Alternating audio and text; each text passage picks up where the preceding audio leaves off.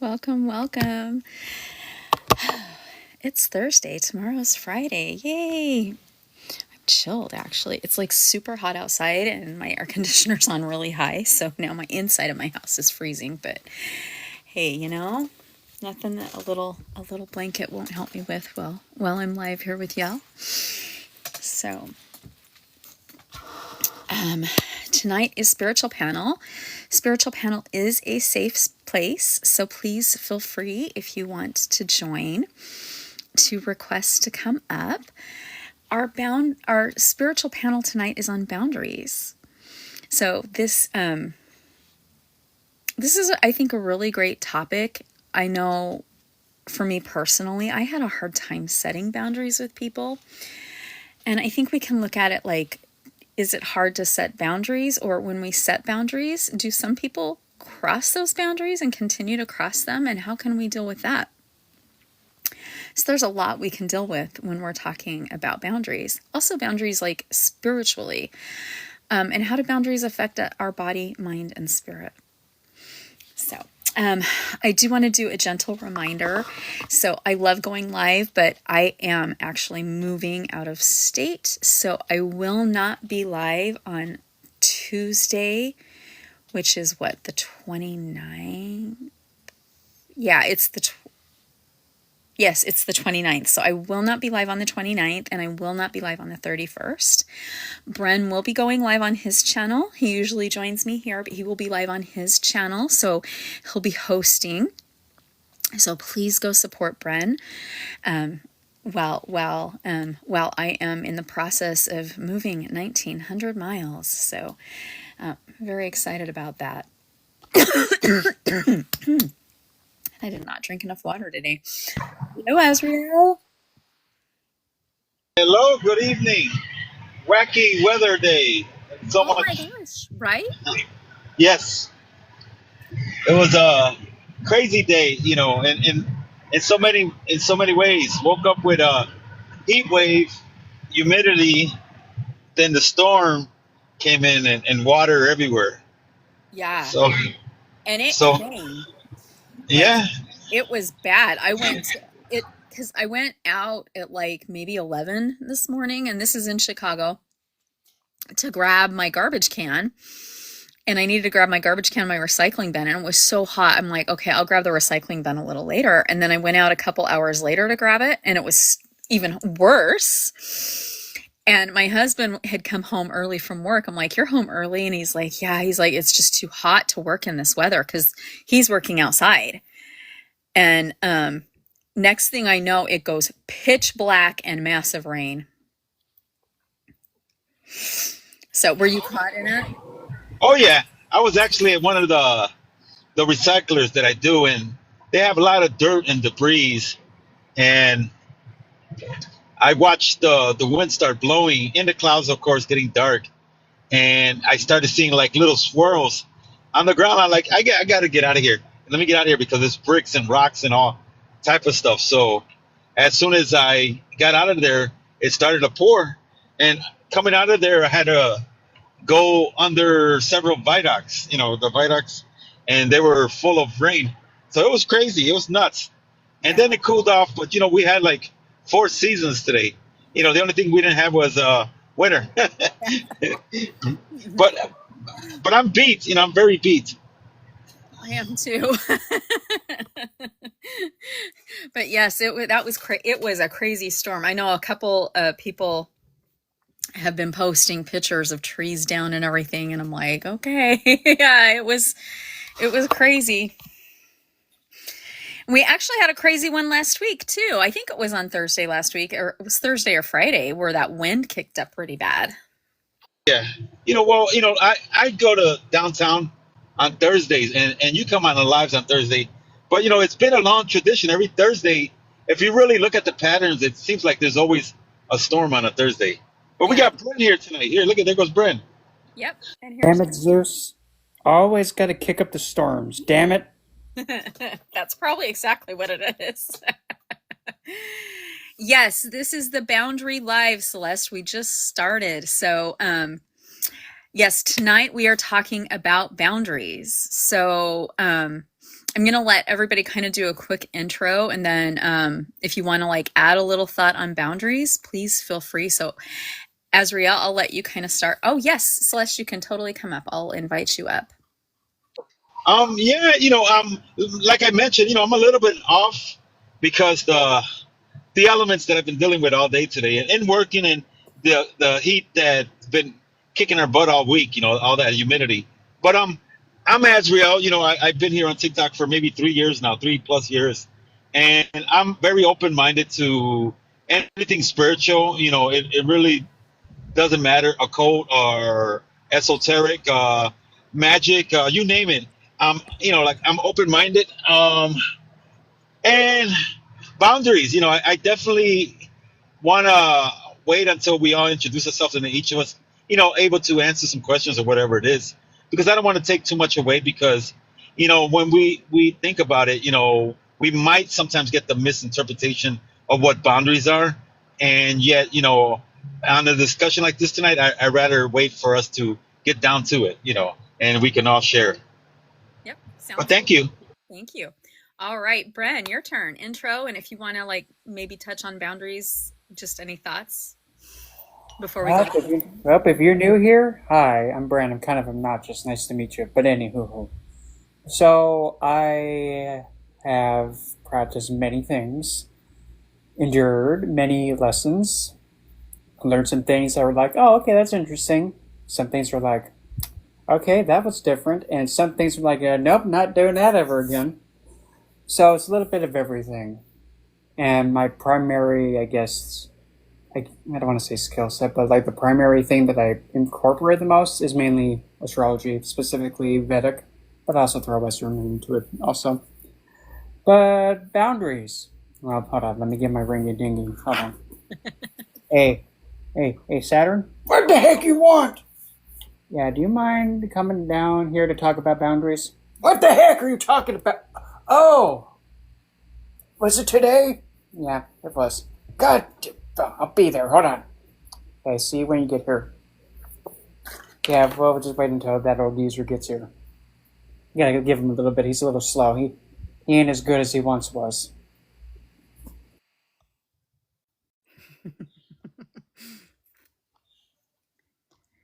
And okay, all right. Celeste, welcome to our open panel tonight on boundaries. Please feel Happy to free to be do an here. intro.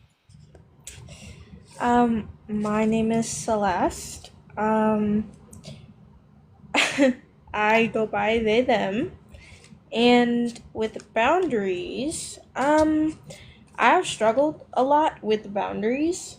But part of being able to set firm boundaries was like, realizing that, you know, not only I have the power to do so, like I don't have to feel guilty about it, you know? Like cuz some people well, not some people, me, when I used to try to set boundaries, like people sometimes get offended by it and it's like, "Oh no, did I mess up?" And it's like, "No, they messed up. That's why you're setting the boundary."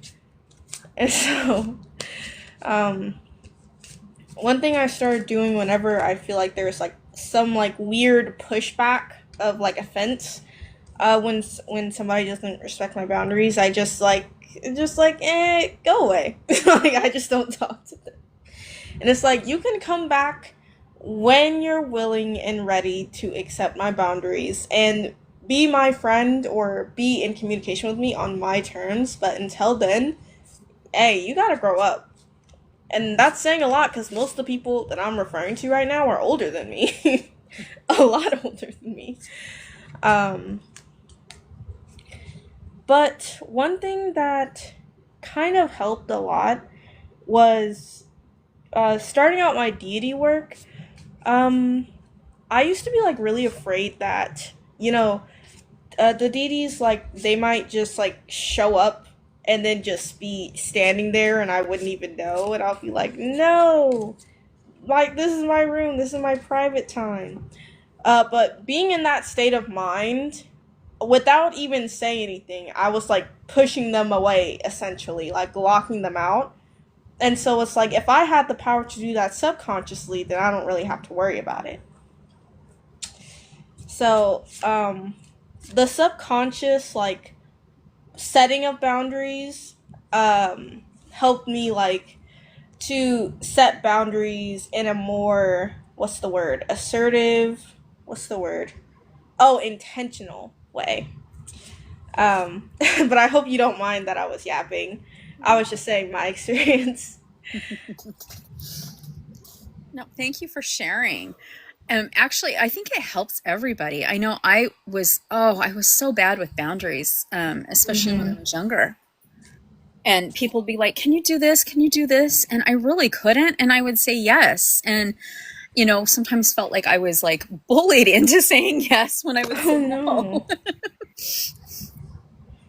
My childhood was kind of different. I always wanted to help, but I was like the youngest to like it's like seven other people, so there was always someone who was more capable and I was always kind of overlooked. So when people want to be around me, there's this part of me that's like keep them at all cost. Like even if it like messes with your own like personal boundaries. And it's like, no. Like I had to stop myself with that. But yeah, it's funny how like two completely different childhoods like that. Like our childhoods were like opposite, but it resulted in a very similar reaction from both of us. And I think also just and we'll let everybody like kind of touch on it. Boundaries are not necessarily always taught. So my Mm-hmm. generation, it wasn't like you were taught boundaries. As a matter of fact, like my mother was always like when somebody was sick, she'd get phone calls from the church and they'd say, "Can you bring a meal over to so and so?" And she'd drop everything and do that. And so it wasn't like, and I'd even sometimes be like, okay, my mother's so stressed out and she's just dropping everything to take this family a meal, which was really sweet and kind of her to do. But like, like my siblings and I were like, we had to deal with that stress from my mother of like, how am I supposed to get everything else done? It's like, say no, you know? Yeah. And I never heard my father like tell her, just tell them no, just say no, you can't do it this time. And my mom was always Mm. doing that.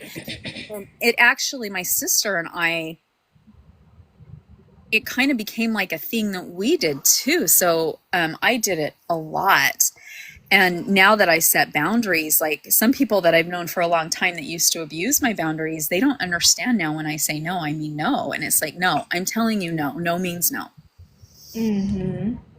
So that becomes really hard. I was kind of inspired to actually do this room because with the fact that I'm moving, it's very, very surprising. I haven't reached out to a lot of people and asked for help. And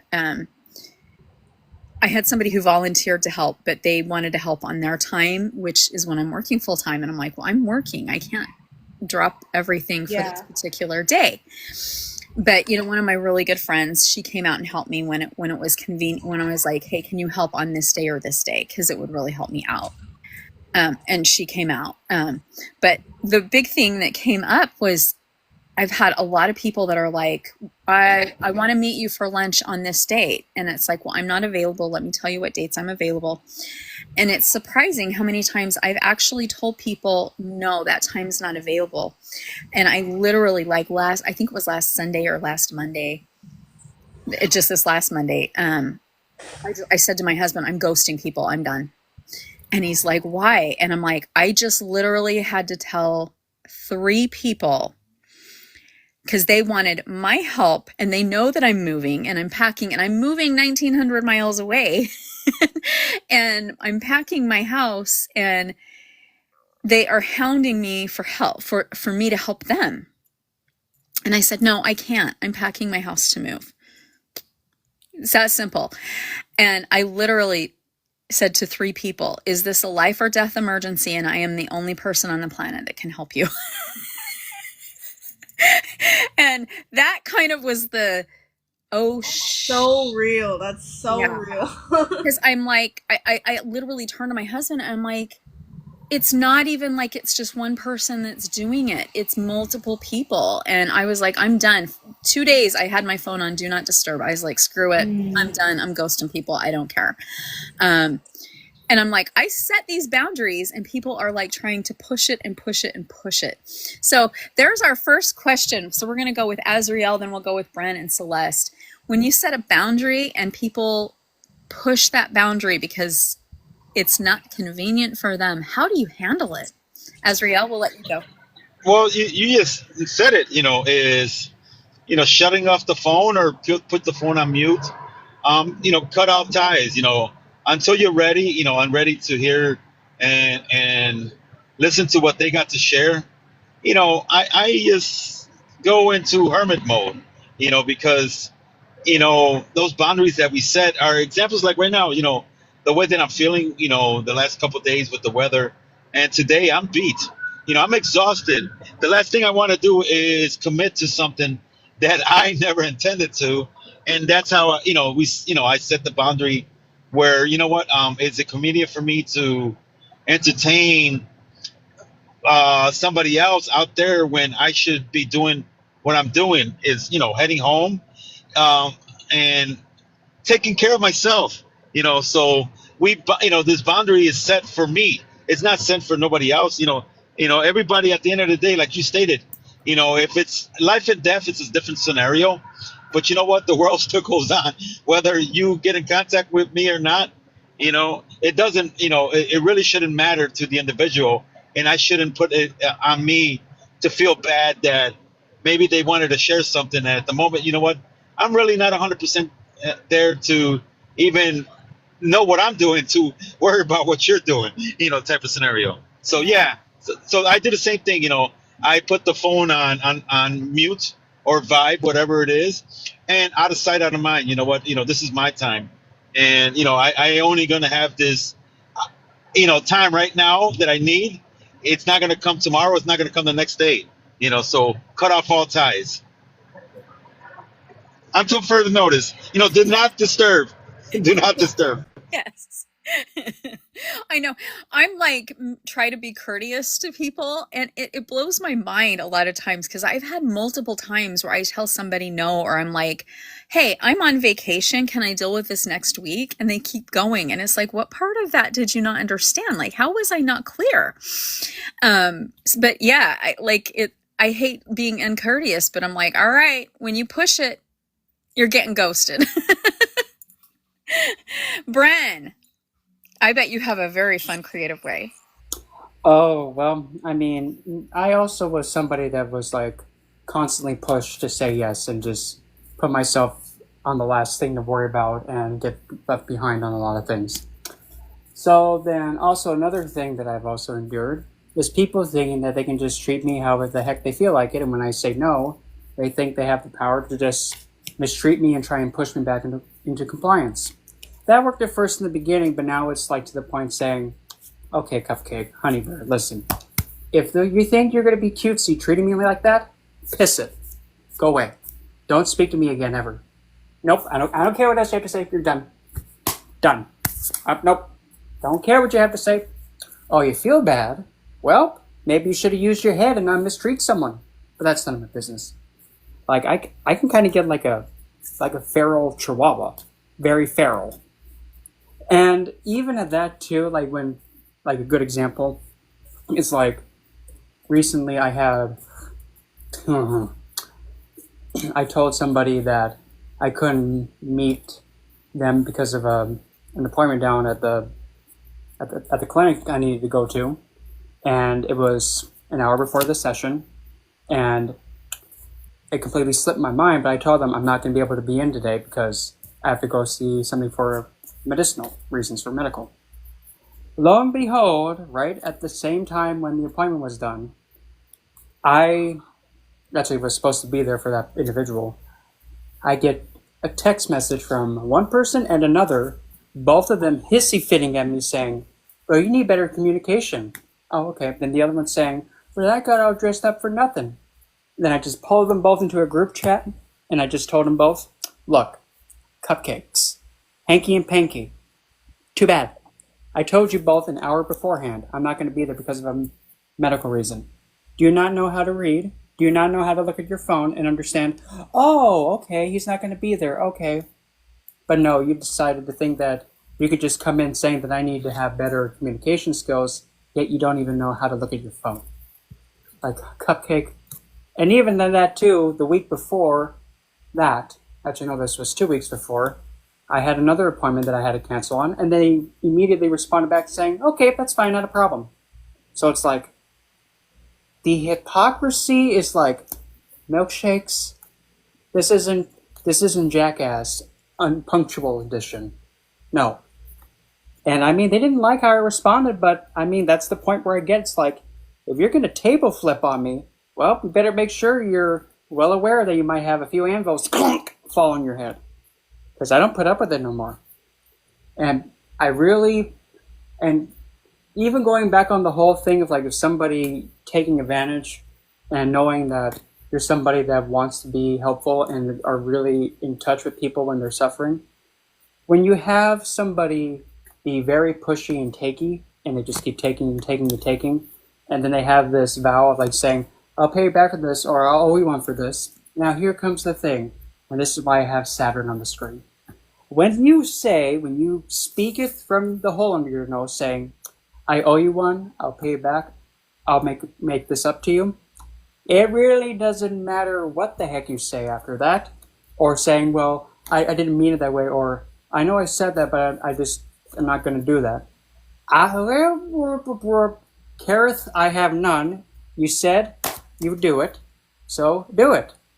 Kareth, I have none. Well, maybe you should have been careful, because that is a big karmic whack you get hit with. Because when you give the word, you bind yourself to it. And when you bind yourself to something, you're indirectly putting a boundary on yourself, saying that if I don't pay this back, I'm crossing this karmic boundary that's going to have this lovely old geezer with the hips come in and say, oh, where do you think you're going? Nope, get back here. You have debt to pay, now pay it. Oh, yeah. Oh, I don't want to do it. Well, I don't want to put up with your stupidity either. Just do it. Damn it. But it's true, though. When you give, and what makes it worse is that if you are being taken advantage of, and the minute that you try and stick up for yourself and then they throw a big hissy fit, I mean, I've had that happen many times. I've even told someone this, and I mean, I went a bit over the top with it, but I told him, so I want to know something. What makes you so important and so valuable that makes you think that I have to prioritize you? What makes you so important? Oh yeah, they didn't like that. They tried crying the crocodile tears on me, and I said, that's adorable, but you're not that important. No. You're not that important to have me like that. No. Besides, that long Dean's list of things you owe me, yeah, I expect that pretty soon, please. Chop, chop. And that's the boundary of self-respect. Big time. Thank you, Bren, for sharing. It happens a lot. And, one thing I'm like realizing is that a lot of us in the spiritual community, we're empathic and we are compassionate and we love everybody. And sometimes I think the people that push our boundaries don't have as much compassion and they don't see, oh, wait, they're going through something. They're dealing with something like, I'm sorry, your medical appointment is number one priority because you need to take care of you instead of dropping everything for somebody else. So that is a number one priority. And if somebody can't say, yes, you know what, Bren needs to take care of himself because we love him so much and we need him in our life. So please go to your doctor's appointment. Like, that's not okay. Yeah, and actually this thing just popped in my head too.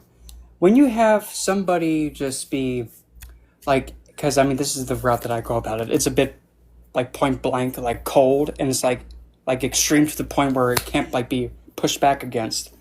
If you're having somebody like trying to keep pushing and pushing, and you take the step back and then you turn to them and say, okay, so I'm going to just let you know, you can make a choice every second of your existence. Why are you choosing to not listen? And why are you choosing to be inconsiderate and not be mindful? Why? Why are you doing that? Because I don't know about you, but I don't think that's a good thing to do, being inconsiderate. Other than that, block. Yeah. Yeah. And I guess we also learn who is valuable in our life and not, who values us as a human being versus as a errand boy, so to speak. Block list longer than our medical bills. I love that, Celeste. Yes. And Celeste, it's your turn. So thoughts. How do you deal with people Oh. who violate boundaries? Um, I don't. I tell them you can respect this boundary and you can go away. And then oh, they'll try to confuse you. They'll try to like push it. Like they'll like imagine like you draw a line in the sand and say if you cross this line, then yeah, I don't know, you're going to get yeeted off the planet. Now, they're going to stand on the line and say, "What are you going to do now?" "I'm going to yeet you off the planet." That's what I'm going to do. To deal with these people, you don't. Like, just when people know that you can literally get rid of them, not get rid of them like that, but like, you can literally decide, like, you don't need to be here right now in an instant, they're more likely to be mindful. Like, if I overstep any of you guys' boundaries, I'm fully and honestly expecting you guys to block me. So it's like, I'm not going to do that because not only I respect you guys' time and you guys as a person, I wouldn't want to stress you out, but also, yeah, I don't want to get it blocked. um, and I feel like people, I don't know, people struggle with the idea that people, I don't know why, people think that blocking people is like being mean. And it's like, that's the nicest way to say you have overstepped, now you lose access. But I don't really understand why some people are like, oh, but if you're blocking them, you're not giving them a chance. And it's like, they had the chance. What do you Oh. mean? Or even better yet, you even told him, like, hey, Cupcake, stop being stupid. You're not listening? Okay, boop, gone. They Right. blocked me. Raven I gets wonder why. it. They blocked me on my Instagram. Well, I don't understand why. Well, because you kept calling them every 2 seconds when they said stop. What is this? This is not rocket science. Use your head. Or even, And oh boy, when they're even like saying, well, what you going to do about him? You know what? I think I have a good idea. So here's my dean's list of things I need to do. So get them done, Cupcake. Chop, chop. I'm not chop doing it. chop. I didn't ask you. Do it. Well, why are you being like this? Oh, it don't feel good, does it? So quit doing it. Block. um, like, oh man, I wanted to say something, but I forgot. Give me 1 second to think. Okay. Oh, right. And then it's like, um, I'm sure none of you like need advice, but I'm gonna say it anyway. Um, if you are respecting your own boundaries, and what I mean by that is when someone oversteps, you're instantly like getting rid of them for overstepping. Um, then that is honoring yourself. Like you wouldn't let, well, me personally, I defend my friends with my life. Like it's a little bit embarrassing sometimes, but genuinely, I'm my friend's guard dog, and I'm like, I need to be my own guard dog. So when I let someone continuously overstep my boundaries, it's like self betrayal. Like I would never like, oh hey Raven, I mean hey Next. I would never betray myself like that. So why? I mean, I would never betray my friend like that. So why am I betraying myself like that? And then when I made that realization, and then I kept letting people overstep my boundaries, I felt like I was getting like spiritual karma. That's why I believe in karma. I feel like I was getting punished for it. It's like I'm not even the person that did the wrong thing. I just didn't get rid of the person that did.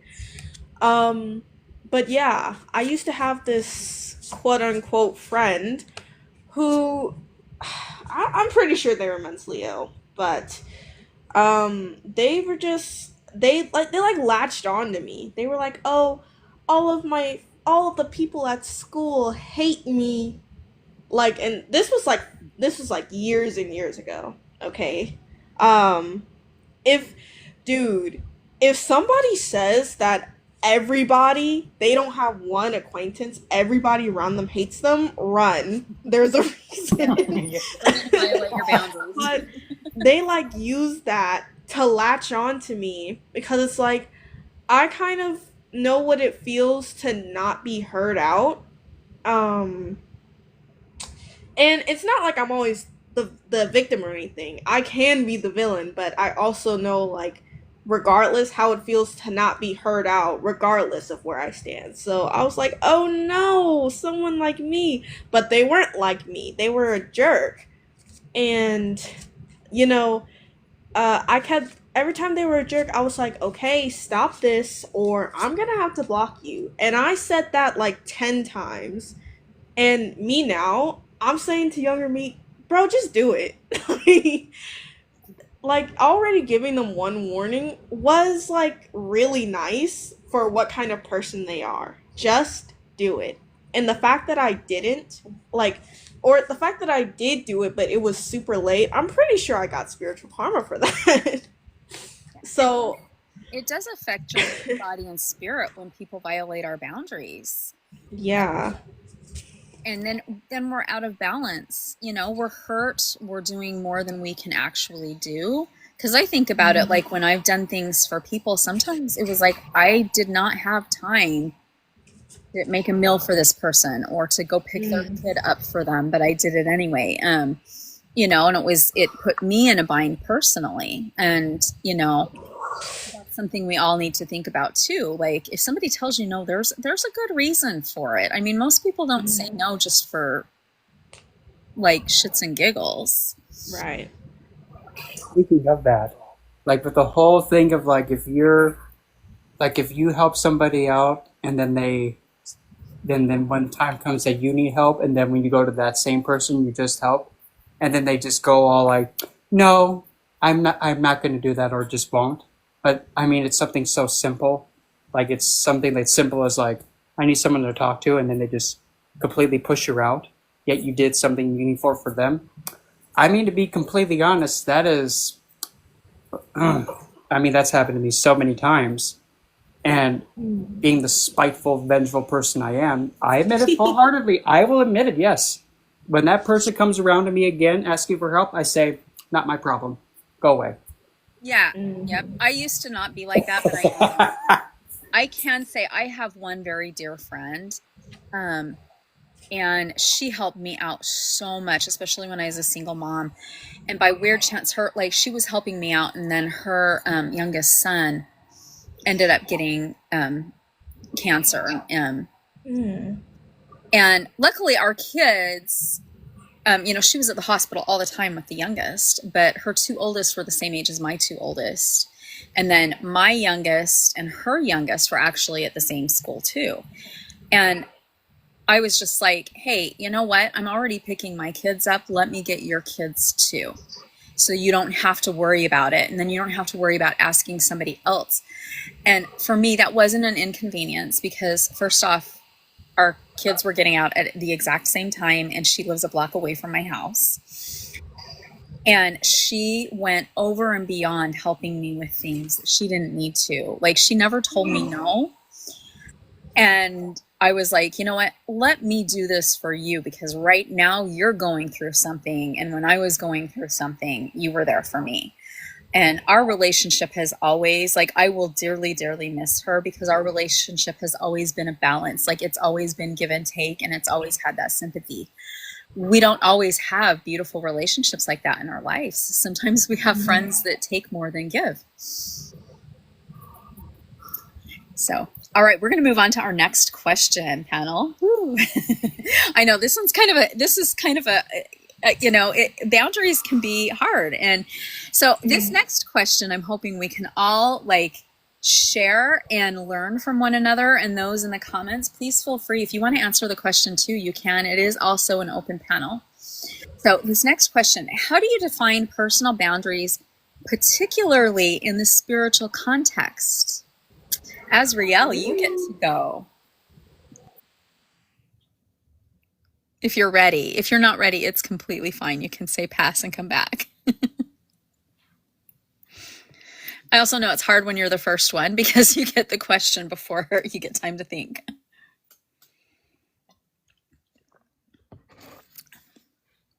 And I think Azrael might be driving. Azrael, we'll come back to you. We'll let Bren go first, and then I'll come back to you. Okie dokie, so let's see here. Spiritual boundaries. So what in the heck about that? Now, probably the best example. Oh, this is my belief system, and you have your own. You just keep yours to yourself, unless you know if there's the opportunity to share it, so that way we both can learn from each other, and that way we can expand. You don't tell me and become a he-who-fon saying, you better believe what I do or you're gonna go to hell! What? Yeah, no, no. If anything, that's kind of not being mindful of somebody's, belief system and what they follow. Because if anything, when you have also another thing regarding a spiritual boundary, is how you handle specifics in your practice. Probably me as a best example, anything that pertains to the passed on or the deceased, I have a very extremely strict sequence that I go through. It is so strict. Good example.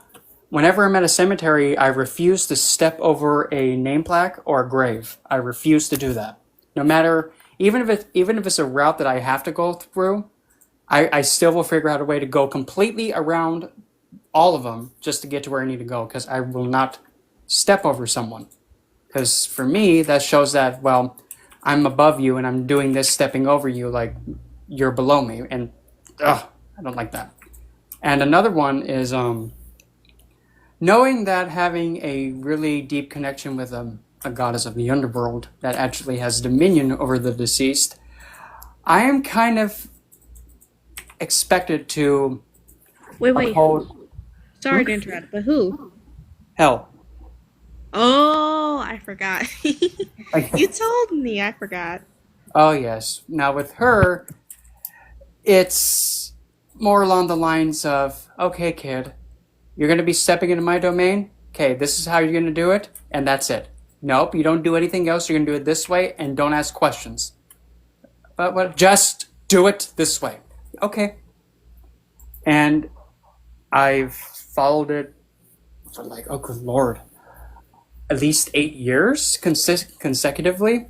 Even when it involves say doing any kind of thing pertaining to ancestral renovation, I always ask permission, because I don't just go doing anything pertaining to the deceased just willy-nilly, because it's if I make a mistake or if I misstep, well, I'm gonna have it.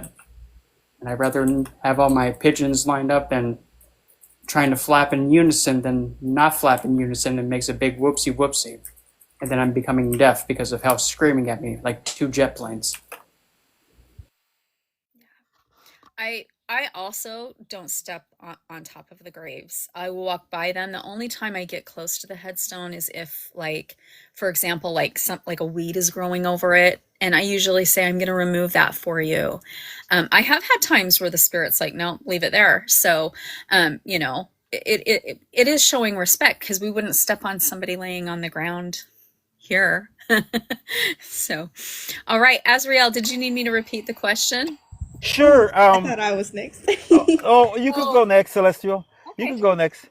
Okay, well, let me repeat the question for you, okay? So, how do you define personal boundaries, particularly in the spiritual context? I'm just getting used to it. Well, I usually don't allow anything near me unless they have proven that they're very safe. With Nyx, my main deity, she's allowed to come and go as she please, and she just sticks around always. I realize I mean, as long as I allow her to be here, she's always here, which is awesome. I feel protected. And I also allow her to make decisions on who else is allowed in my space, because if Nyx is allowing someone in my space, then it's probably fine. Her whole thing, not her whole thing, but a big part of her lore, I should say, is protection. She protected at least two people under her cloak in the myths. um, but also, I wanted to say that Bren gave me a good idea on, how I should approach Hades, which also has dominion over the underworld. Um, if I think if I wanted to do like ancestral work, and I think I'm gonna ask for Hades and Persephone's help, and yeah, I'm gonna ask like if he has any like boundaries for me when it comes to the dead. So thanks for the idea, Brent. Well, but then again, um, because just to kind of add more clarity, because the way that Hell by nature, how she is, well, the best way I can describe it is like she is bloodthirsty protective over the deceased. Like she will make you deaf if you disrespect a single passed on. Like she will tell real, you a new one. And real. yeah, like she's no nonsense.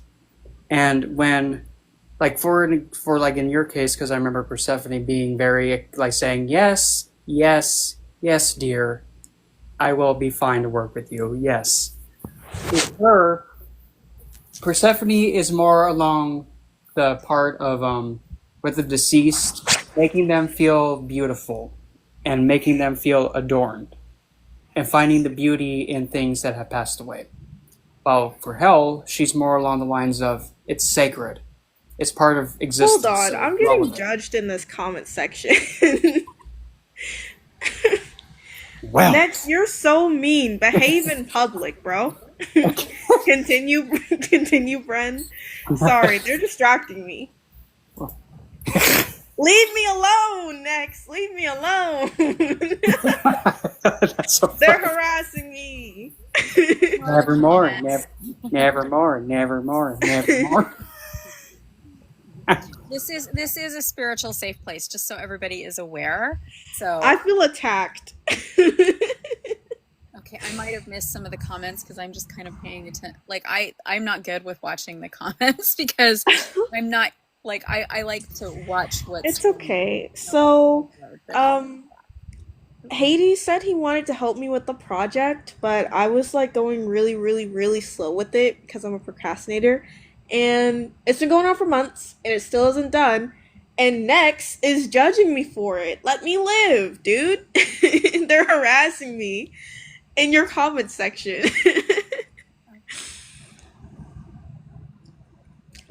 But sorry. What were you trying to say, Bren? I'm sorry I interrupted you.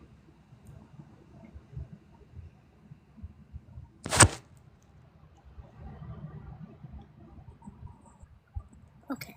All right, should we go back to Azrael? Didn't have his Oh, right, right, right. Go on, Azrael. we'll go up to Azrael. Azrael, do you want me to repeat the question for you, hun?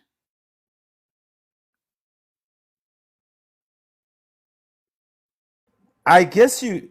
Ooh, sorry about that. My headphones. Oh, that's okay. Um, I don't think you have to, but if you want to, sure. Go ahead. Okay, yeah. How do you define personal boundaries, particularly in a spiritual context? And the floor is yours, Azrael. When it comes to spiritual context, I definitely am aware that and we all aware that different um, and beliefs have different beliefs. So each belief has its own beliefs, and it comes with different factors, which includes deities that's being spoken, traditions, prayers, intentions. So understanding that there's different stuff to resonate with each individual. It's knowing that when we're working with a specific belief, the boundaries come into understanding the elements and what requires for the individual to be part of it. Because let's make it simplified. If a police officer is a police officer and his beliefs and his training is one way, you cannot expect the police officer to go to the bakery and start baking bread. because that's a whole different belief and a whole different concept and idea.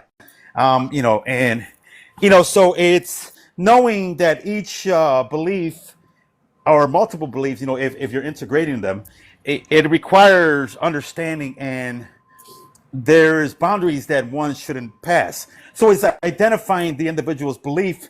And if you are just minded with somebody and you're working with somebody and you have the understanding that they are working, with the same deities or concept or ideas as you, it's one way. Where when you're dealing with something else, like us, we're spiritual and very open minded, but we can't walk into a church and automatically tell them what to do type of scenario. So we have to understand that, we have to give them space in order for us to also be able to have space to do what we want to. Because if we limit their ideas and their concepts, in other words, we don't pass their boundaries in order to allow us to do what we want to do.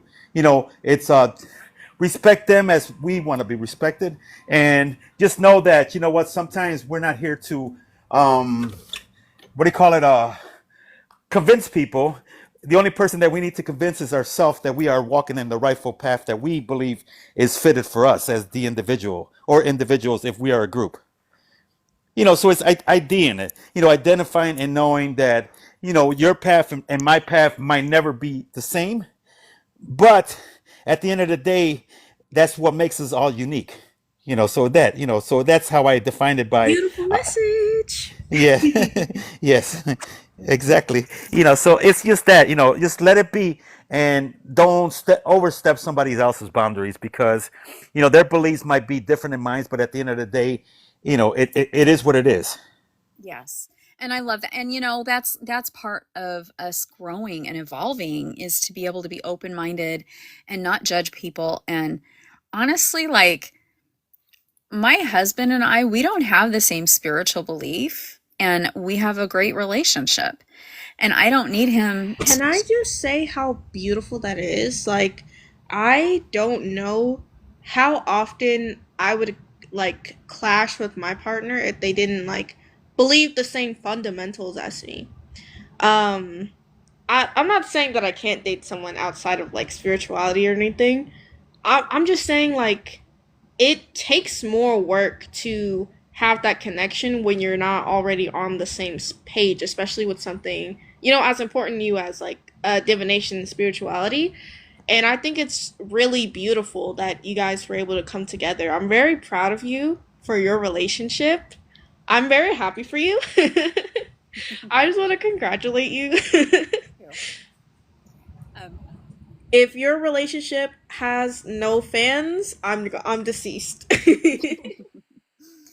so it's I and thank you for that. But yeah, it's a matter of like loving the person for who they are, and not forcing your thoughts and beliefs on them, because they can potentially force theirs on you. And if you don't want to, like, be what they want, like, you shouldn't have to. For example, I dated a guy, and he rode those the bikes, like the kind that are in the French. I'm forgetting all the name. You know what I'm talking about. I hope you guys all know what I'm talking I about. get you. I got you. So the road bikes, I guess you could say. And he literally was pushing me, and these bikes are not cheap. And I had a mountain bike. I'm like, I'm fine with my mountain bike, because I liked to, like, I'm not like a huge biker, but it was like, I'll take it when I go camping. And was really pushing me. No, we should ride together. We should ride together. We should ride together. And we would rock climb and camp together. But I'm like, why do I have to ride with you too? Why can't you go do that as an activity on your own, and I'll go do an activity on my own? Like, I didn't understand why this person was pushing it. And then I realized in that relationship, and that was like the first red flag I had, he wanted to mold me into being a particular type of woman that he wanted Oh to ride. no. Oh no. And Oh no. that goes perfect with this conversation with boundary violations. This is what happens. Even, like, there's neighbors in our neighborhood here that they want everybody's yard the same. Why do you want it the same? I want a flower. I don't care if you don't want a flower, but I don't care what your yard looks like. It's not. Also, everybody's yard being the same is bad for the environment because most people want like this really flat and neat yard, but that leaves no room for wildflowers, which means no room for butterflies, which are one of the main pollinators. That's really bad for the environment. So the fact that you want those flowers, not only you're helping the environment, that person is like, bro, like not only it's your choice, it's your backyard, but also the choice that they're trying to push you to make is like worse for the environment. So, and a lot of people are ignorant to that. And this is where I think boundaries become very, very important. Because first off, everybody is unique and we need to be able to accept everybody. And like Azriel, I love how you were saying that. We do need to accept other people. We do need to accept when I have friends who are Christian that are beautiful people that I am so glad that they are my friends. I have friends who are Me Buddhist. too. If you ever see a girl named Asia with a yellow heart next to her name, she's such a beautiful soul. You guys should interact. You guys such have bro English. You guys have such beautiful energy. I think you guys would be very good friends. I'm gonna send her your live. Well, thank you. So, Azrael, I love that you brought that up because that was actually one of the questions that I had on here was how can we like respect other people's spiritual boundaries? And you did it so eloquently with that comment. So, I don't know if you want to add to that, and that will be our next question: is how can we respect other people's spiritual boundaries? So, Azrael, do you want to add anything before we move to Bren with that question? See the thing about it, in understanding that concept, when we respect everybody else's boundaries, is then we know where we stand as far as who we are. In other words, we don't need to change for somebody else for them to accept us. Because at the end of the day, we are who we are. And if they don't like, us working with deities or believing what we believe, then of course they're not for us. They're not for us. They're not in our level of understanding and concept and able to what do you call it? Be balanced. And I'm trying to use good words without making it offensive. But it's balance. Any of us here, that's the number one thing that we look for is balance in our life. Where we can be ourselves and we don't change nobody. Those that are always going to be around us are going to be around us. The more I delve into my beliefs and whatever I'm doing, as each one of us is doing, you understand it a lot more. So then when somebody comes to you and has the questions, how do I do this? How do I do that? You're an expert. And that's how I used that earlier, being the police officer. You can't expect them to bake. As a baker is not going to be able to go out there and solve the crime because he's not trained for that. He might be able to get somewhere, but you know what? He's not going to know all the tricks of the trade. And you, as an individual with your unique beliefs, you're going to have tricks of the trade that many are not going to, because you spend your dedication, you follow the instincts, you follow the downloads, and you know what resonates with you. So that's why we resonate. We respect others because that's what they are. They might be lost. Maybe in the future, they're coming to you. And that's why we have to leave this door open to have different aspects, different understandings, because many things happen in our lives, and it might take a while for us to see clarity and then see the picture. And then you say to us, oh, that's now makes sense. Because in the shuffle of confusion and people mixing and matching and say, you know what, my belief is better than your belief, or I'm working with this belief, it gets confusing. So at the end of the day, we just accept them, embrace them, and so forth. But, I'm not going to change you and you're not going to change me. And that's how life is supposed to, be. Even in a relationship, when we were talking about that, I meet somebody, I like that person, the person likes me. I don't change them. You know what? I was attracted to them the way they are, as they're attracted to us. So in this spirituality, in this concept, we meet individuals. Doesn't mean we are stuck to them and by their Can ways. I And add to what you're go ahead. saying? Yes, go ahead. I totally agree. I feel like If you meet someone and they are, even if they are a bad person, and they're overstepping your boundaries, sticking around with them with the hope that you can change them, that kind of makes you a dick too.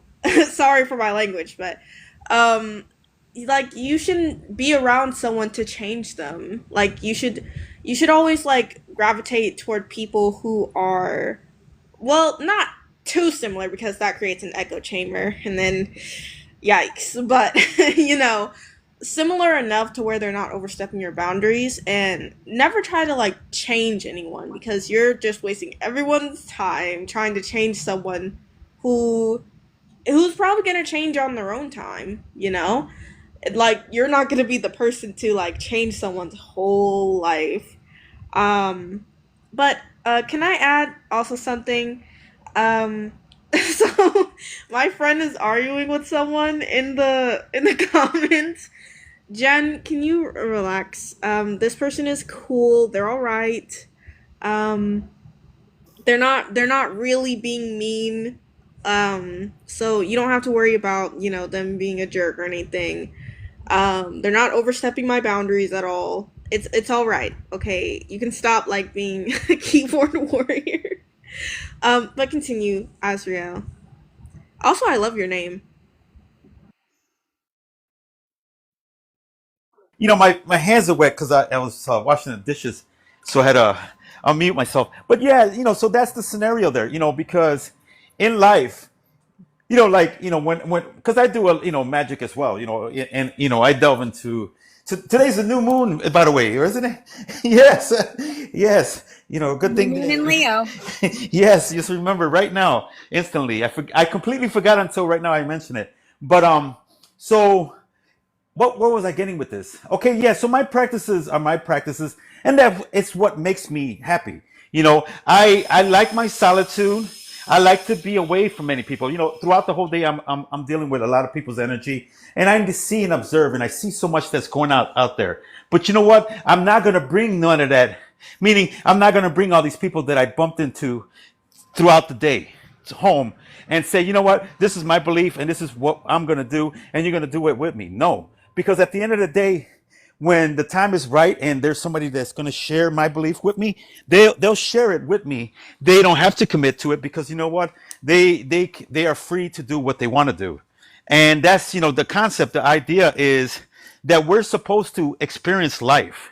Our journey in life, we talk about the emotions, the feelings, and everything is the experience, because through the experience that we gain, we know what we love, we know what we dislike, and we know what love is because you know what? It resonates with us. So I love doing this. And you know why? Because nobody's forcing me. I don't need to do anything anybody else does because this is what I love. And basically, this is the idea is when we are looking at boundaries is that once you find your happy place, the place that you are resonating with, like I'm saying, I can start my ritual and I'd be at peace. I don't need nobody. For the next 24 hours, nobody needs to bother me. But how do I do that? By setting the boundaries, like we were talking about earlier, that, you know what, I don't need expectations for nobody. I could turn off my phone and I'm doing it for me because I'm in my happy place. And when we look at individuals out there with their own beliefs, we have to put ourselves in their shoes. We don't know what they're dealing with. We don't know how they do their rituals, if they do it, their prayers, their intentions. So we accept them the way they are. And that's how it comes into the factor. And, like we're all here coming here together right now. We don't say, you know what, I'm going to jump in here and I'm going to see Bryn, I'm going to see Celeste, and I'm going to see Rowan, and we're going to have this exact conversation. No, it just happens because you know what? Once we are elevating at our highest potential, we are gravitated to one another, and with one another, we're able to share our perspectives, our beliefs. And yet, you know what? After we're done here, we could walk away from it and feel proud that we were able to represent who we are in our higher version of ourselves.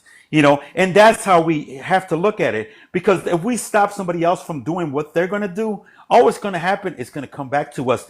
People are going to try to stop us from trying to do what we want to do.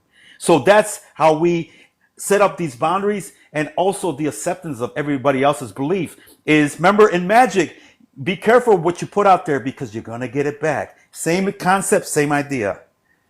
Yep. Yes, it's the same with karma. Thank you, Azrael. Thank you, Bren. I was trying to catch up on what was going on in the chat, so thank you for that because I think you were paying. I'm bad at paying attention to that. Can I add that? Well, I'm not really sure if this is like boundary specific, but I realized that when I didn't have boundaries set up, or people kept overstepping my boundaries and I couldn't like cut them off, or like I didn't, it's just like that any love and empathy I had turned into like simmering rage and that was really bad to just be holding, in me. And so, like Bren, I am now a spiteful person, but not in an unhealthy way. Like, I'm more of an eye for an eye kind of person. And I know the whole saying is an eye for an eye, the whole world goes blind, but how many eyes do we all have?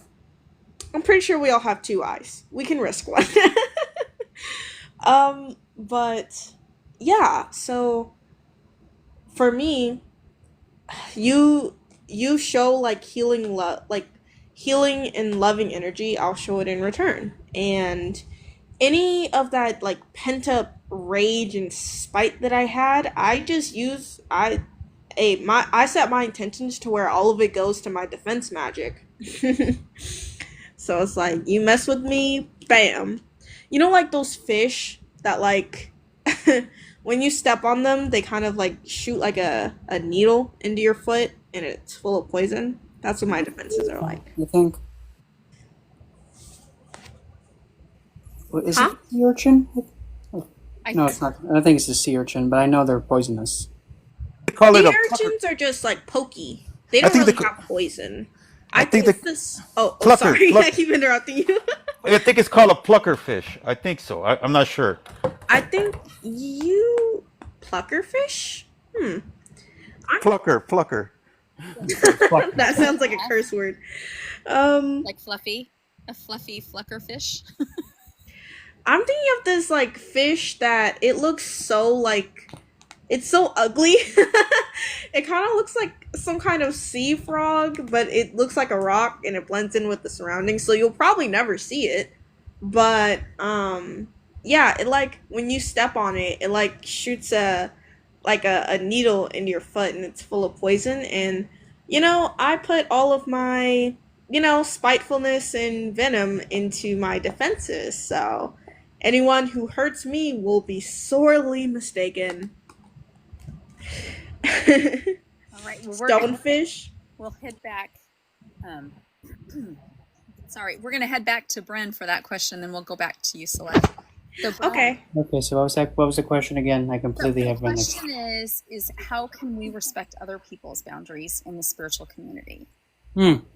Well, probably a good example is this. Now, when you have somebody be working with a specific kind of spirit, probably the best example are the ones that are more on the darker, infernal side. Well, I'll just make this lovely thing so easy to understand. It doesn't matter what spirit somebody's working with. To you, that might be your own, like, oh, that is evil, that is bad. Okay, that's cute, but that's yours, not theirs. If somebody works with the darker forces, well, that's their light. It may be your dark, but your light may be their dark. What makes you comfy may make them uncomfortable. But at the core of it all, regardless of what classification a spirit or entity is, it deserves to be treated with the highest dignity possible. But is it demon? Did I stutter? You treat them as you would treat the deity or a spirit that you hold in the highest regard, the exact same. Whether evil, well, that's a stereotype you have. I didn't ask you. They are pretty much equal to the spirit that you hold the most highest.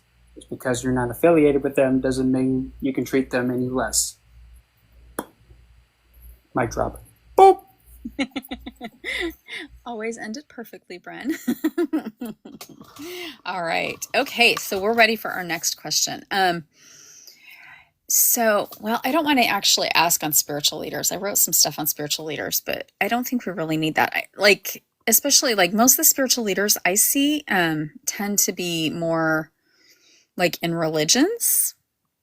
So, but okay. Oh, this is such a beautiful question. I think we definitely need to do this one. Um, how can healthy boundaries contribute? Oh, wait. No.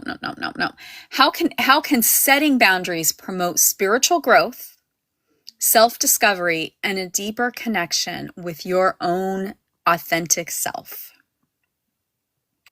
Oh. Yes. We'll let Azrael go though, Bryn. And then it looks like Celeste is coming back. Oh, I got what I want to say, but I want to hear it again. How does setting boundaries help you on your personal growth? How Yes. How can setting boundaries promote spiritual growth, self-discovery, and a deeper connection with your authentic self? by focusing on self, we don't put expectation on anybody else. In other words, we are floating in the flow of who we are. So we're walking in our essence without us having to appeal to anybody's expectation. So, if that makes any sense, I am me, and I'm setting the boundaries for myself because I'm happy of what I'm wearing. I'm happy of how I'm feeling. I'm happy how I am expressing myself, both verbally, body language, and I'm in my true essence. So I'm authentic, and I'm going to speak what I have to say, even if it seems like I'm offending somebody. It's not because I'm offending them because I dislike them, but I'm telling them the truth because I'm being authentic, because I am setting these boundaries in order for me to receive what I'm giving. In other words, if my shirt is on fire, or I'm saying my shirt is dirty or something, and I want somebody to be honest, I have to be honest. So I have to be 100% authentic with myself, but I am doing it without no expectation of anybody, if that makes any sense.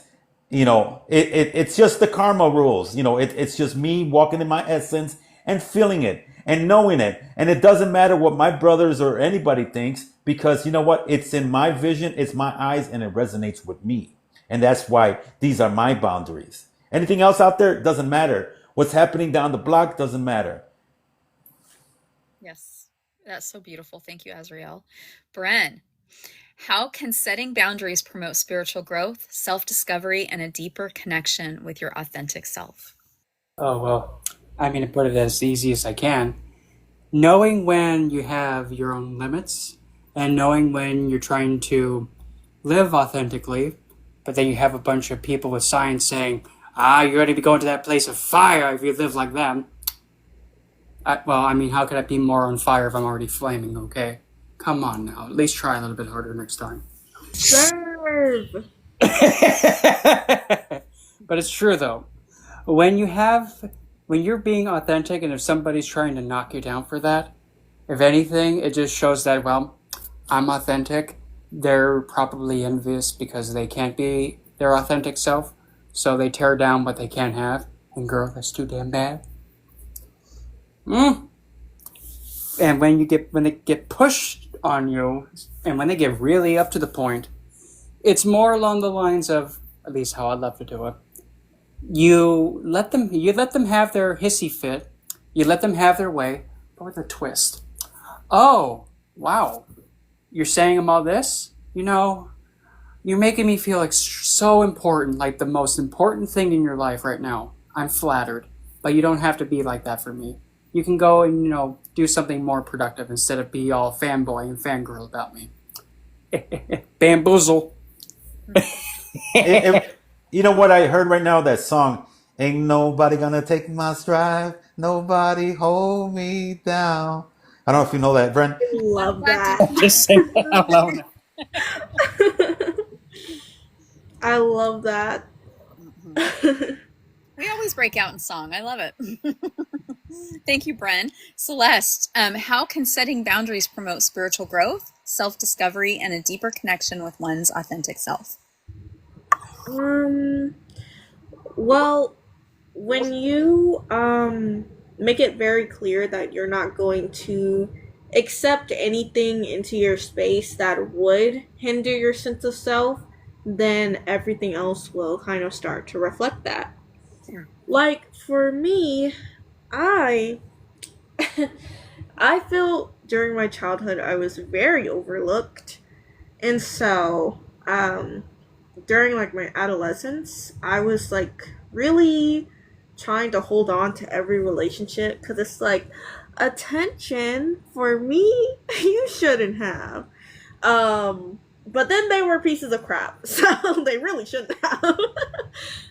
But um, it was just me trying to run away from feeling alone, and then letting people like trample all over my boundaries was just I was losing myself, and that was the most lonely thing of all. Like actually being alone just was way better than feeling like I've even abandoned myself. And so I hope anyone who's like looking for advice can recognize that feeling and be like, yeah, I would rather be in my own company actually, rather than these people that make me feel like I'm abandoning myself. Um, and so I've been alone for a really long time. But through the witch talk community, I have friends. Um, and you're all really cool. Like you guys don't overstep. And I was kind of intimidated when I came up here because not because of any of you guys' energy, it's just that you're all like older than me, so I wasn't sure if I was going to get any pushback when I said my pronouns are they them. So I thought, it was going to be weird, but it wasn't. Nobody said anything. Um and I feel like part of me feels kind of healed. Like, um, as a reward for not putting up with people who don't respect every part of me, even the parts of me that are quote unquote woke, um, I'm rewarded with, not being like judged for being like fully like openly like, yeah, this is me. What are you gonna do about it? You know. If I Um. may, if I may, real quick, Yeah. Yeah. I'll make this so easy peasy lemon McSqueezy. Are you still you? Mhm. Splendid. That's all we need. Good. Plenty. No, we don't need anything else to make it complicated. As long as you're you, perfect. Mhm. I also want to chime in on something, because what you said, about feeling, you might get judged. Um, being what you are, and I'm not going to label you, and, because, what you are, I am, and we all are here. So we don't have to label it. It's the best community when you are with individuals that are like you, because those that you feel intimidated by and they're going to talk you down are really not as authentic as what you're receiving from us here. And Yeah. this is the true spirit. When we talk about kindred spirits, this is it. We don't have to really define and actually look for excuses of why we're here. Trust it. We're here where we're put together because the spirits put us together. And this community, it doesn't necessarily have to be here. I find it here, right? Right, Rowan. Rowan's in my area, but we can go any of these selective stores because For we have a me, lot of. Azrael, Yes, sometimes it's a test. Like I feel yes. like right now was a test. Like, okay, you feel like your authentic self, but are you willing to fight for who you are? And right now, I feel like I had the bravery to be like, yeah, I use they them pronouns. Refer to me with they them, and I feel like I accomplished something. Because usually, if I feel intimidated, I won't say it. Like, I'll just be like, oh, well, I guess, it doesn't really matter that much. But it's like, no, it does matter. It's who I am. And there's going to be a lot of judgmental individuals, but you know what? When you find a place like this and you can feel it and you're drawn to it, and you see, like you said, I know on TikTok, I've been here for three years and some. I can't be. August. As a matter of fact, next month I'll be here 3 years and 6 months. So I've been here for a very long time on TikTok. I've watched the communities change from one way to another way. But you know what? Us working with tarot cards, spell books, intentions, deities has always been here. But there is a group that is controlling, are trying to put you up. Hateful. They're just straight up Yes, hateful. yes, because they are not where you're at. You know who you are. You're In authentic. the fact that I am where I am, like Yes. the idea, because some people, they'll just like they'll. Oh, I'm sorry. Hold on. Oh, I think I It's muted you. okay. I did that on Okay. accident. I was trying to unmute me. Yes. Sorry. Some people will see where you are and they'll want to drag you down forcefully. Like if they can't get into an argument with me, an English, if they can't get into an argument with you, then they'll try to drag you down forcefully by putting like curses on you. And I haven't experienced that, but I've seen it happen to people that I interact with. Um, and I was afraid of that at first. So I was kind of only sticking to my friends. Like, I don't know if you guys know who Fable is, but oh my god, I look to Fable so much. But I was basically sticking to them at the hip because I was afraid, like, if I go to some other community, somebody's gonna see where I am and how peaceful, like, how much I fought to get into this peaceful state just for someone to put like a curse on me, like, bro, no. But Not, I don't think at the I don't think a lot moment, of I people put feel, curses, to be honest. I think people threaten it more than they do it. yeah, my thing is like you never know, so even the threat is gonna give me anxiety. But at the moment, I don't know. Like I just imagine that anyone who would threaten me, Nyx is just like eyeing them down, just staring at them, like try something, try it, and it's like I'm so protected. That's where you need to be at. You need to be there humble. In other words, you are confident enough that your spirit guides are watching you. Your friends are watching you. So that's where you need to. You should never fall Wait, off. wait, wait, wait, wait. That's what Bren and Rowan said Yes. yesterday. They not yesterday, but when they gave me a reading, they were like, I think it was you guys who said that I need to move like I have my whole team behind me because I do. Yes. And being aware and knowing that is when you have that acceptance and that bond, that unconditional bond, which is that unconditional love for you. They're going to love you because you know what, you embrace them as they embrace you, and that's where you need to walk with confidence. And this authentic, what Brent, Rowan just asked this question, how we embrace it and set the boundaries, is when we walk in our authentic self. We just know that we are protected. It doesn't matter what others, because you know what? As long as they don't know you down to the T and you don't name everything and all, they don't know how to get to you, because you know what? You got protection already. That's the number one layer Mm-hmm. that they can't break. They can't break that bond because your bond is genuine. Right, they Why? can't even see me because Exactly. their vision is clouded by their own ego. They can't even see me. And when we set boundaries and we put out a specific vibration, because when we're like angry and frustrated, or if we're hateful and stressful, we attract those people. When we're putting out a high vibration and a high energy, when the trolls, for instance, try to come and find us, it's really easy for us to be like, you violated the boundary, goodbye. And it makes it a lot easier. And especially like Yeah. my biggest turnoff, and we had to talk about it actually last week, our spiritual panel was on sharing versus prophesizing. And we've had people pop in that like are like, you need to do this. No, you're welcome to No. share your belief system, but you don't tell people what to do. Right. That's not okay. That's a violation of anybody's boundary when you are telling people what to do. Especially if you're working, with such, like you said, next and so forth. If you're working with that, they're going to see that, and they're going to see that as a disrespect. Why am I going you know, to It's wait, sorry to interrupt. It's so it's so ridiculous. Like I can never imagine getting offended that somebody else is working with a specific. How are you offended? I'm working with Nyx. What? Why are you offended about my business? Maybe get a job.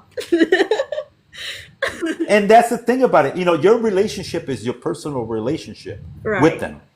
And that's where you have to understand. You have to be your authentic self and genuine, and you will realize how much more you will be in tune with the deities that you're working with, because you're being so authentic. They're gonna be authentic with themselves as well. They're going to open up to their gifts to you. They're going to be able to give you stuff that you weren't even aware that you can actually obtain, which is wisdom. And when I talk about wisdom, is the potential of many, many things. And like I said, what I wanted to say is that I've been here for 3 years plus, and I've seen everything. Rowan knows me. I know Rowan, and I don't talk about magic. I don't talk about witchcraft. I don't talk about this in other lives. I keep all that to myself. You know why? Because I know where I stand. This is my boundary, is that they don't need to know, because you know what? I know where I stand. So I don't need to flaunt it. I walk with it. I walk with it. I walk in the essence, and I know. But if we are in a discussion like here tonight, we can talk about it. But the same scenario is that there's a reason why a lot of stuff that we do is secretive, and because other people that try to get under your nerves, and try to get the best out of you, meaning they try to, work you, it's because they don't know. And they're trying to figure it out, and they're using that anger and that energy for you to speak, because they don't know how to walk the walk. So they want to hear you talk, so that way they cheat. In other words, what was it called, Rowan? A psychic witch, where they can use the energy. Remember, like those witches Psychic that, vampires. yeah, psychic vampires. So they're trying to siphon what you know, not by what you're showing, but what you're saying. So, in other words, as long as you're telling them all this information, they're stripping you away from your knowledge, your wisdom, and your gifts. So that's why you have to use boundaries. And number two is discernment. Know who you're around with. Who are the people that are I around think you? my spirit guides, I don't know, I think they have like an invisible string attached to my head. Like, I don't know, whenever I found out that somebody is like, ugh, don't share anything with them, it's always been like I've just like narrowly avoided some telling them something that they could have used against me. And it's like, oh, someone on my team saw something and guided me in the other direction. That's funny.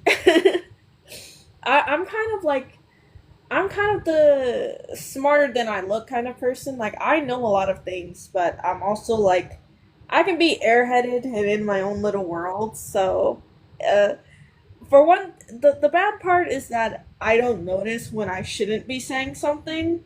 But the good part is it allows my guides to like stir me in like the opposite direction of danger without me even realizing. Um, so I guess it's just a neutral fact about me. It's not good or bad. That's the thing, you having that awareness. Hey, Alien T's here. So you have to have that awareness, make sure you have that awareness. And any person that is dealing with, these questions that we're asking tonight, I always recommend it. Journal it down. Always journal everything you're doing. It's always good to have yourself a journal, so you can actually know who you're around with, when you said something, what you learned, and so forth and so forth. And that gives you an understanding of who you are, where to work, and You hit your know how to. goal! You hit your goal! I'm so happy for you. But I'm gonna go so I can go live. My friend is finally on here who never joins my live, so I want to go live so they can finally join. I'm really happy I was able to catch you guys, and also Azrael, I love your accent. I love hearing you speak. But I'll see you guys another time. Bye bye. Bye. Well, Bye, Celeste. bye, Thank Celeste. you. Welcome, Alien T. Tonight we're talking about boundaries.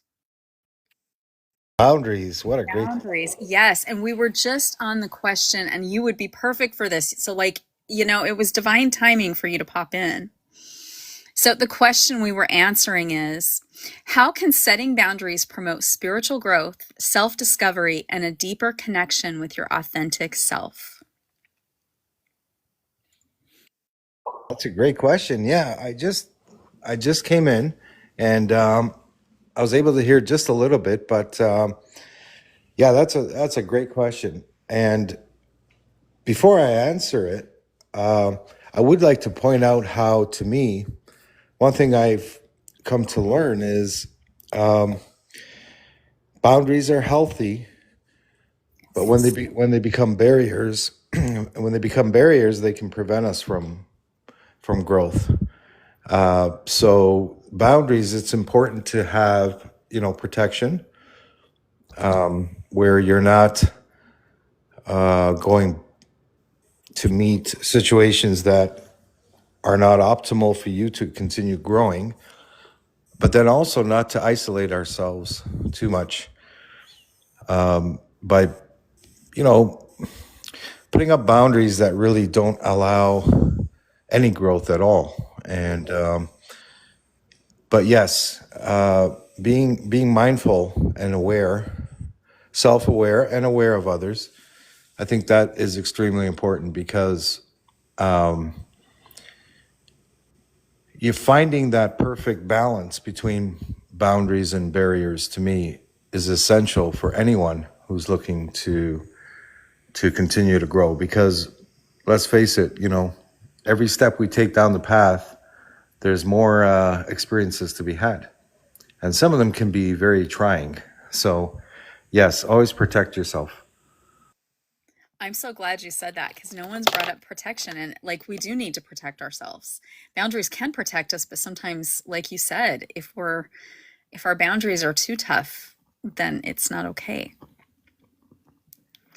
Yes, so I'm really glad you're here. So and Bren may come back. I'm hoping his phone doesn't take too long to update. So because Bren always has some great stuff to add too. All right. So okay, here's our next question. What does self-compassion and self-awareness play in establishing and maintaining healthy boundaries? All right, Azrael, you ready for that question? You said self-compassion, and what's the second one? Self-awareness. Self-awareness. Well, self-compassion and self-awareness, brings us here to the right here, right now. And this right here, right now, which is having the self-awareness of where you stand, meaning your position. Is it a point of the day where you're exhausted and you're not able to fulfill many obstacles? In other words, entertain yourself with things that are gonna throw you off, and you are not able to protect yourself. And your boundaries might not be enough, so you have to be having that self compassion to just be here. In other words, respect yourself, embrace yourself, and condition yourself to be able to, I'm not going to say heal, but revive. In other words, regain your composure. In other words, your full capability in order to proceed to the next chapter, which is the next phase of either going outside the door and so forth and so forth. So that self-compassion is needed, and that self-awareness is needed, so that way you know where you stand right now. Like, for example, I'm saying this because this is where I'm at right now. A long week of work, the heat, today's chaotic weather has put me in a place where my feet are swollen. I never have swollen feet, but that's because, of the excessive heat. So my self-compassion is, what? Now I need to give myself love. I have to soak my feet in Epsom salt. And so self-care. So that's what self-awareness brings, is knowing that this is what I need. And what I need is me giving myself this love and compassion and attention, versus me trying to rush out the door and try to get tomorrow done, when in actuality, I'm not prepared for that. So that's where I will leave the answer with. It's allowing me to be right here in the right now, in this present moment, to know what I need and what I'm not capable of being part of. So I'm not capable of going to a dance right now. No, I'm not ready for that. Yes. Yes. And I'm glad you brought that up because it is really important. Like I used to overbook myself, and now it's like, you know what? I can't do that. Like realistically, this is what I can do, and I need to have that compassion and that love for myself, because if we overpush ourselves, that's when we start to have health problems.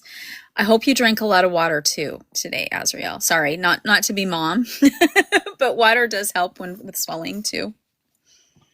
Well, I'm working on that. As a matter of fact, I that's what I'm doing. I'm here sitting down, but trust me, I am.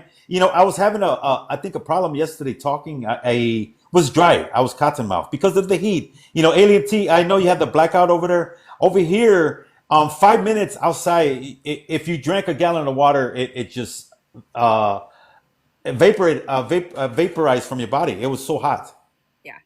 Yeah, the heat here is really, really bad. So, Alien T, what role does self compassion and self awareness play in establishing and maintaining healthy boundaries? Right. Self compassion allows us to, have experiences that, well, I would have to say self awareness for me. It comes first. Self compassion, okay, they're tied together. Let's call it. So, great question, Ron. Yes, self awareness and self compassion. Okay, I'm seeing it now. Self awareness to me is knowing that we're not to take anything personally. And I know that's more than self awareness, that's probably just awareness. But what I mean by that is that self awareness is looking within and observing ourselves, our actions, our thoughts, like really taking time to look at them and then wondering and asking the question, do I truly have self compassion? Are my thoughts, how's my self worth, for example? Self esteem. We can talk about that too. Do I consider myself, someone who can contribute to another person or help them, even in just being and showing up and being my authentic self? And then also, wow, that's a deep question. So self awareness also will cause me to draw back. So, hey, I just had a revelation. Going back to boundaries, we have boundaries for ourselves, but what about the awareness of other people's boundaries and respecting them? And are we self aware enough to understand and know when we're crossing those boundaries of other people? And yeah, I think it's one big, beautiful, mixed bag of self compassion, self awareness, awareness, and yeah, for me, it's all about taking a moment, stepping back, and observing my actions, and saying, okay, am I infringing on other people? Am I pushing too hard? Am I respecting their wishes, so to speak? Yeah. So awareness for me, everything. It's everything. That is so beautiful. I'm so glad you said that because one of the first questions we had on boundaries was how do we deal with people who violate our boundaries? And it's them not being aware of, like, even when you say it really clear, no, I can't help you. And they still push it and push it and push it. But it is important. And I try, I guess for me, myself, that self-awareness is really important because I have had people where I have said, I can't help you, or no, not right now. Can we do this another time? And they still push it and push it. And it's like, yeah, pretty soon I'm not going to answer you anymore.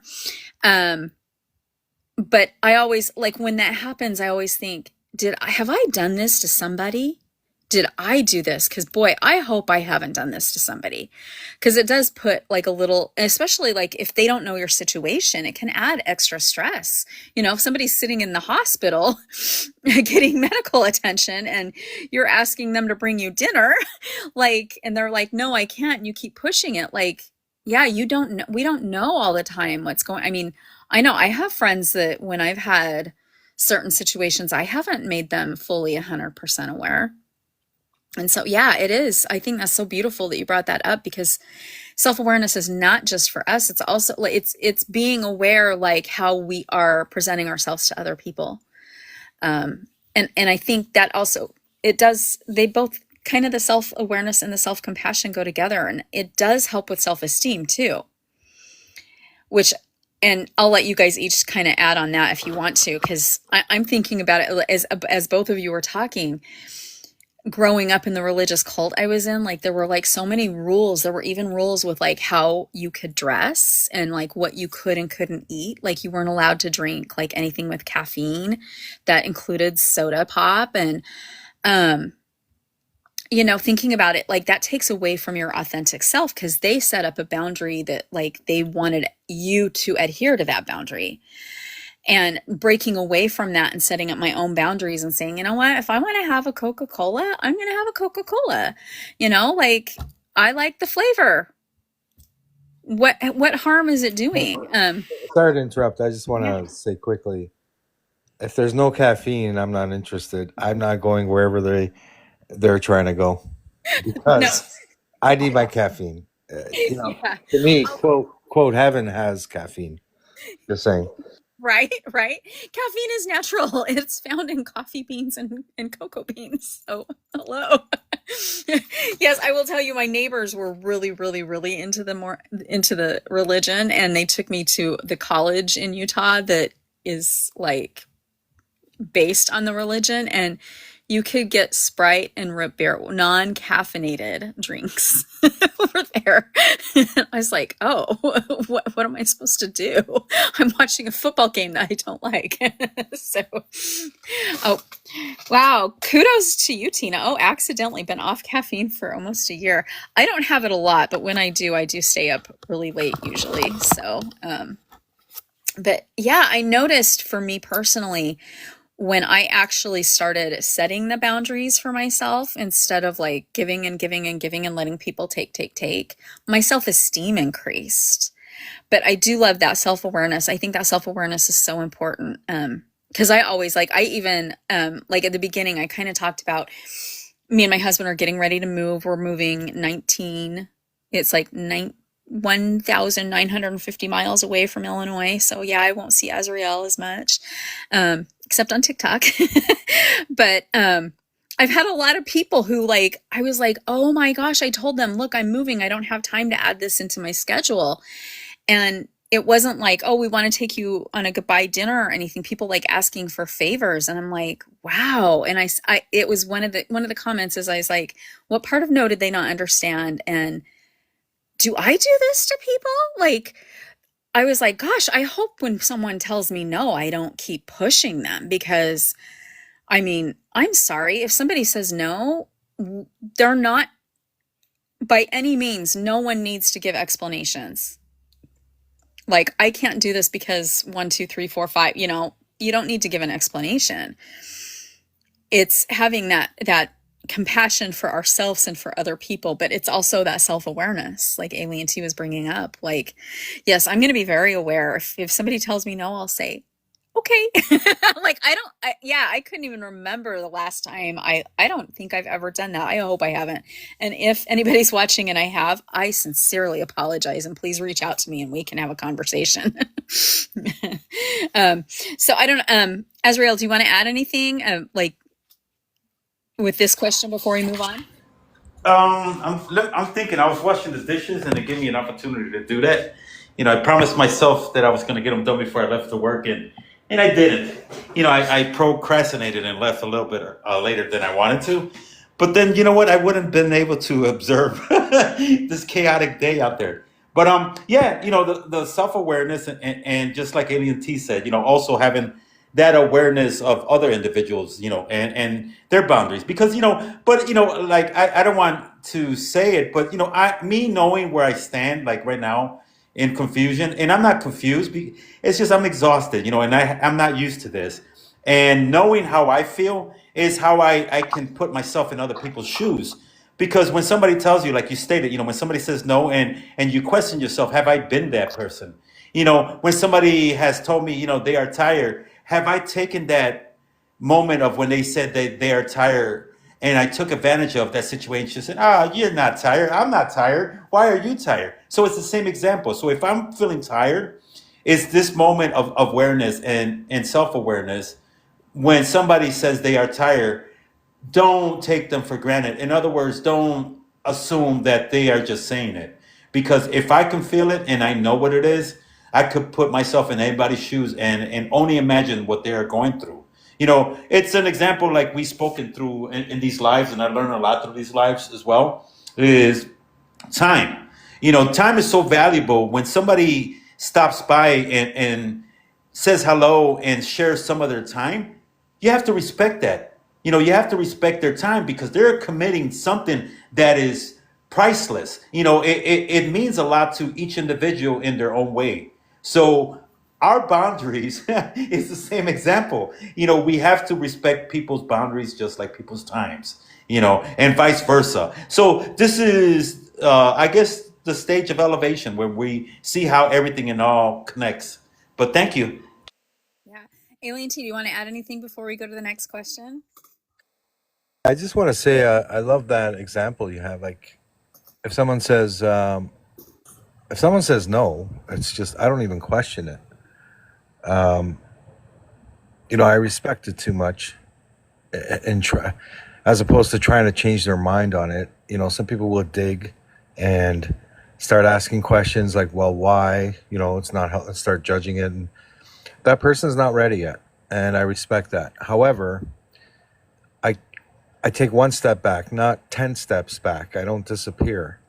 And I'm always there for them if they want to speak on it. And if, intuitively guided in the future, I will ask about it and say maybe like, I'd like to understand a bit better, what was it that exactly that you didn't like about it, but it's all about respecting first and foremost, right off the bat, without hesitation. No means no. And, we have to respect that. We do. We definitely do.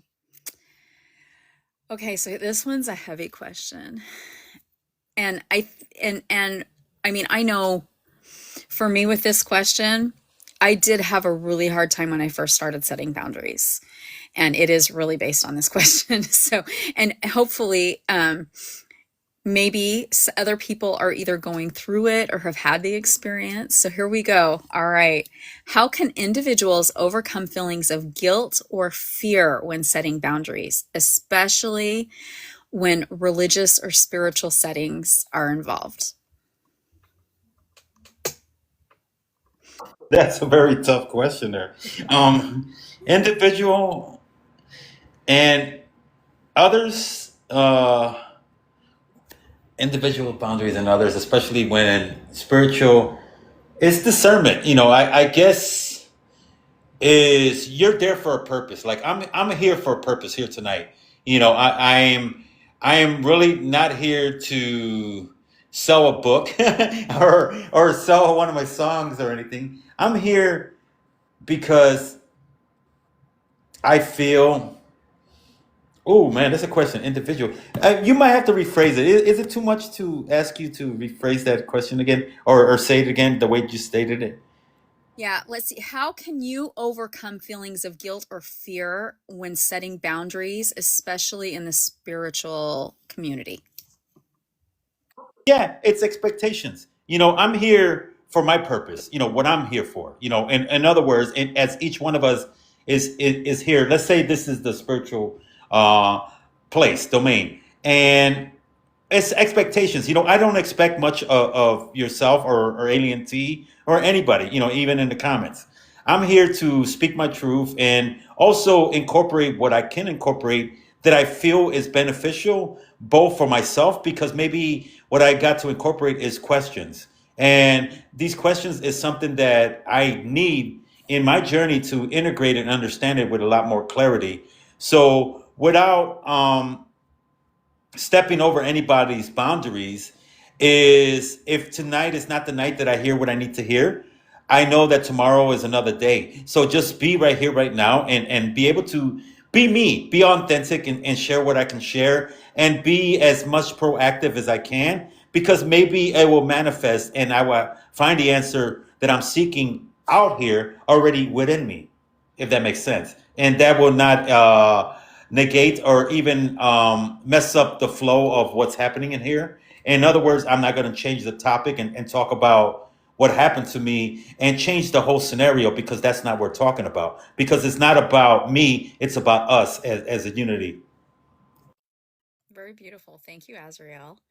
All right, Alien T, you ready? I've been thinking and listening at the same time, and I'm going to have to ask again to repeat the question, Yeah. please. Okay. How can you overcome feelings of guilt or fear when setting boundaries, especially in the spiritual community?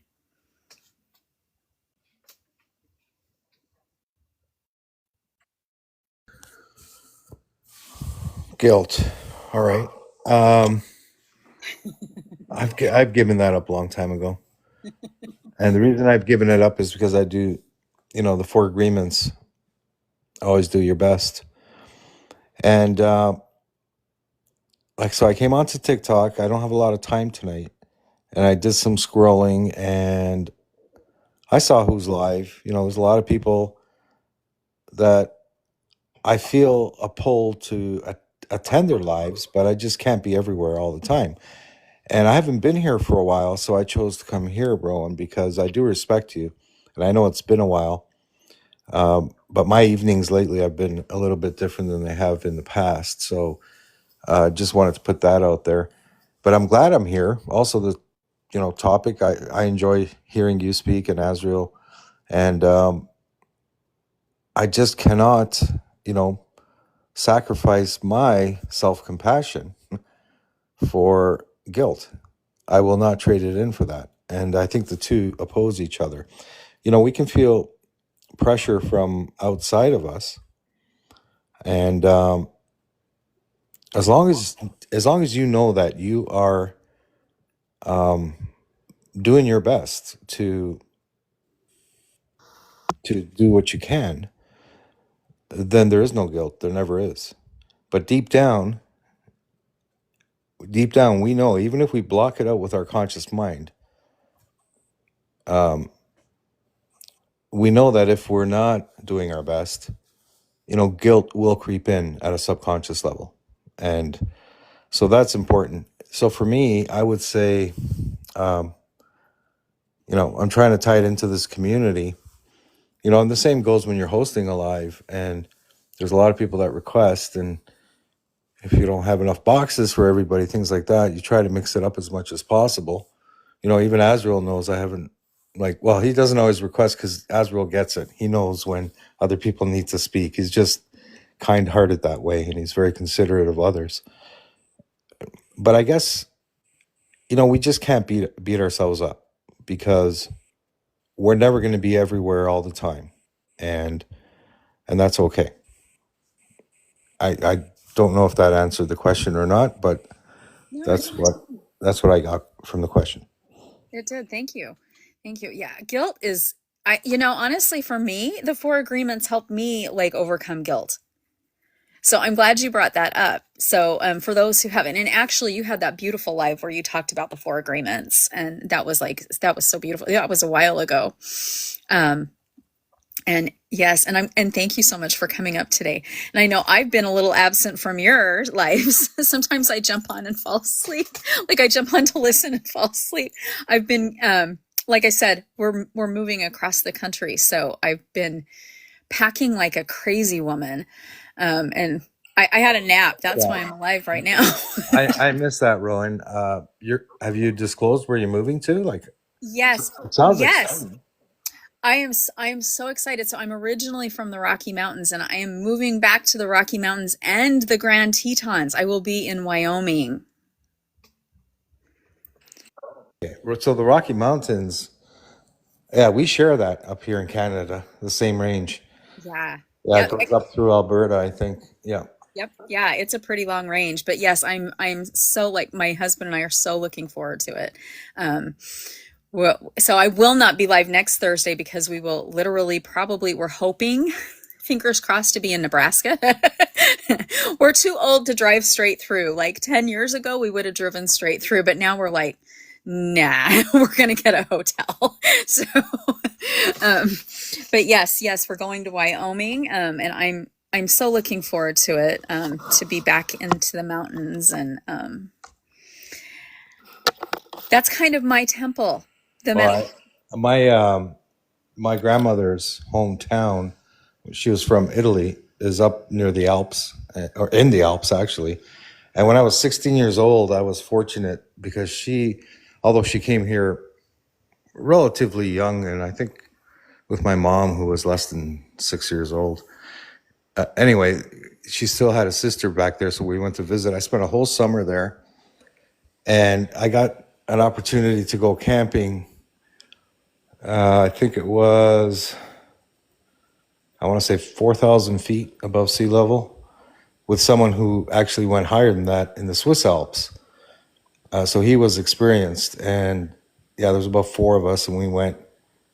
And we were going to go for a week, and then we ran out of food. So we had to come back after like 3 days because the air is so pure up there. You get so hungry. But it was beautiful. I'll never forget that. So when you say mountains, I got mountain blood in me. Yeah, absolutely. Yeah, we will be 7,000 feet above sea level. So we're on the higher side of the Rockies. That's way up there. Yeah. Yep, it's we're both excited. I mean, I grew up in Salt Lake City, Utah, and Salt Lake's about 4,900 feet above sea level, and my husband grew up in the Carpathian Mountains, which is about 4,000 feet above sea level. And I'm like, we're going to be much higher, and this town is really small. They said it's not uncommon to see an elk walking down Main Street, so so we are actually really excited. So I will probably be posting a lot, especially when we're going to be really close to a forest preserve, so I'm sure you guys will see lots of lives where I'm like, look, an elk, look, a deer. So, yeah, Well, Tina. I would love to see a live from there. Yes, I will do random lives probably when I get off work. So, because I saw wild horses, about 30 of them. Yeah, that was beautiful. I'll never forget that.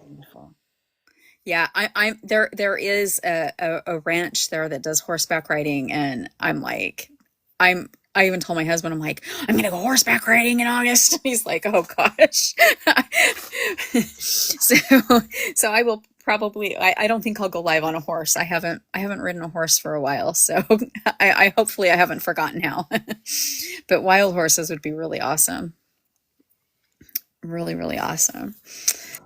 I didn't mean to detract from the topic, but No, this is beautiful. yeah. This is natural. Looks like you had an adventure today. I saw your video. My goodness. Oh man, the chaotic day. Yeah, I seen it all. It was 92 degrees here. So we've been having this heat wave. But it's a brutal heat wave. It was a bad one, and then all of a sudden, 3 layers of clouds came through. Some real dark gray ones, some medium grays, and of course some gray ones. And then a gust of wind just from nowhere. And I started to see funnel clouds, but they weren't big funnel clouds. They were big enough that I could see them and say, you know what, let me get the F out of here. Because I was in a place that was really not stable. There was rocks and shrub metal and all type, because it's one of the recyclers that I go to. So the contractors use that place to dump off their, contract work. So as soon as I started to move, 5 minutes, here it comes. The rain was pouring. We had flash floods, instantly flash floods. And I'm talking about maybe 2-3 inches of rain in 5 minutes or less, And a thing about over here is that in the city, there's a lot of viaducts, which are, you have the overpath where the trains pass by, or the expressway.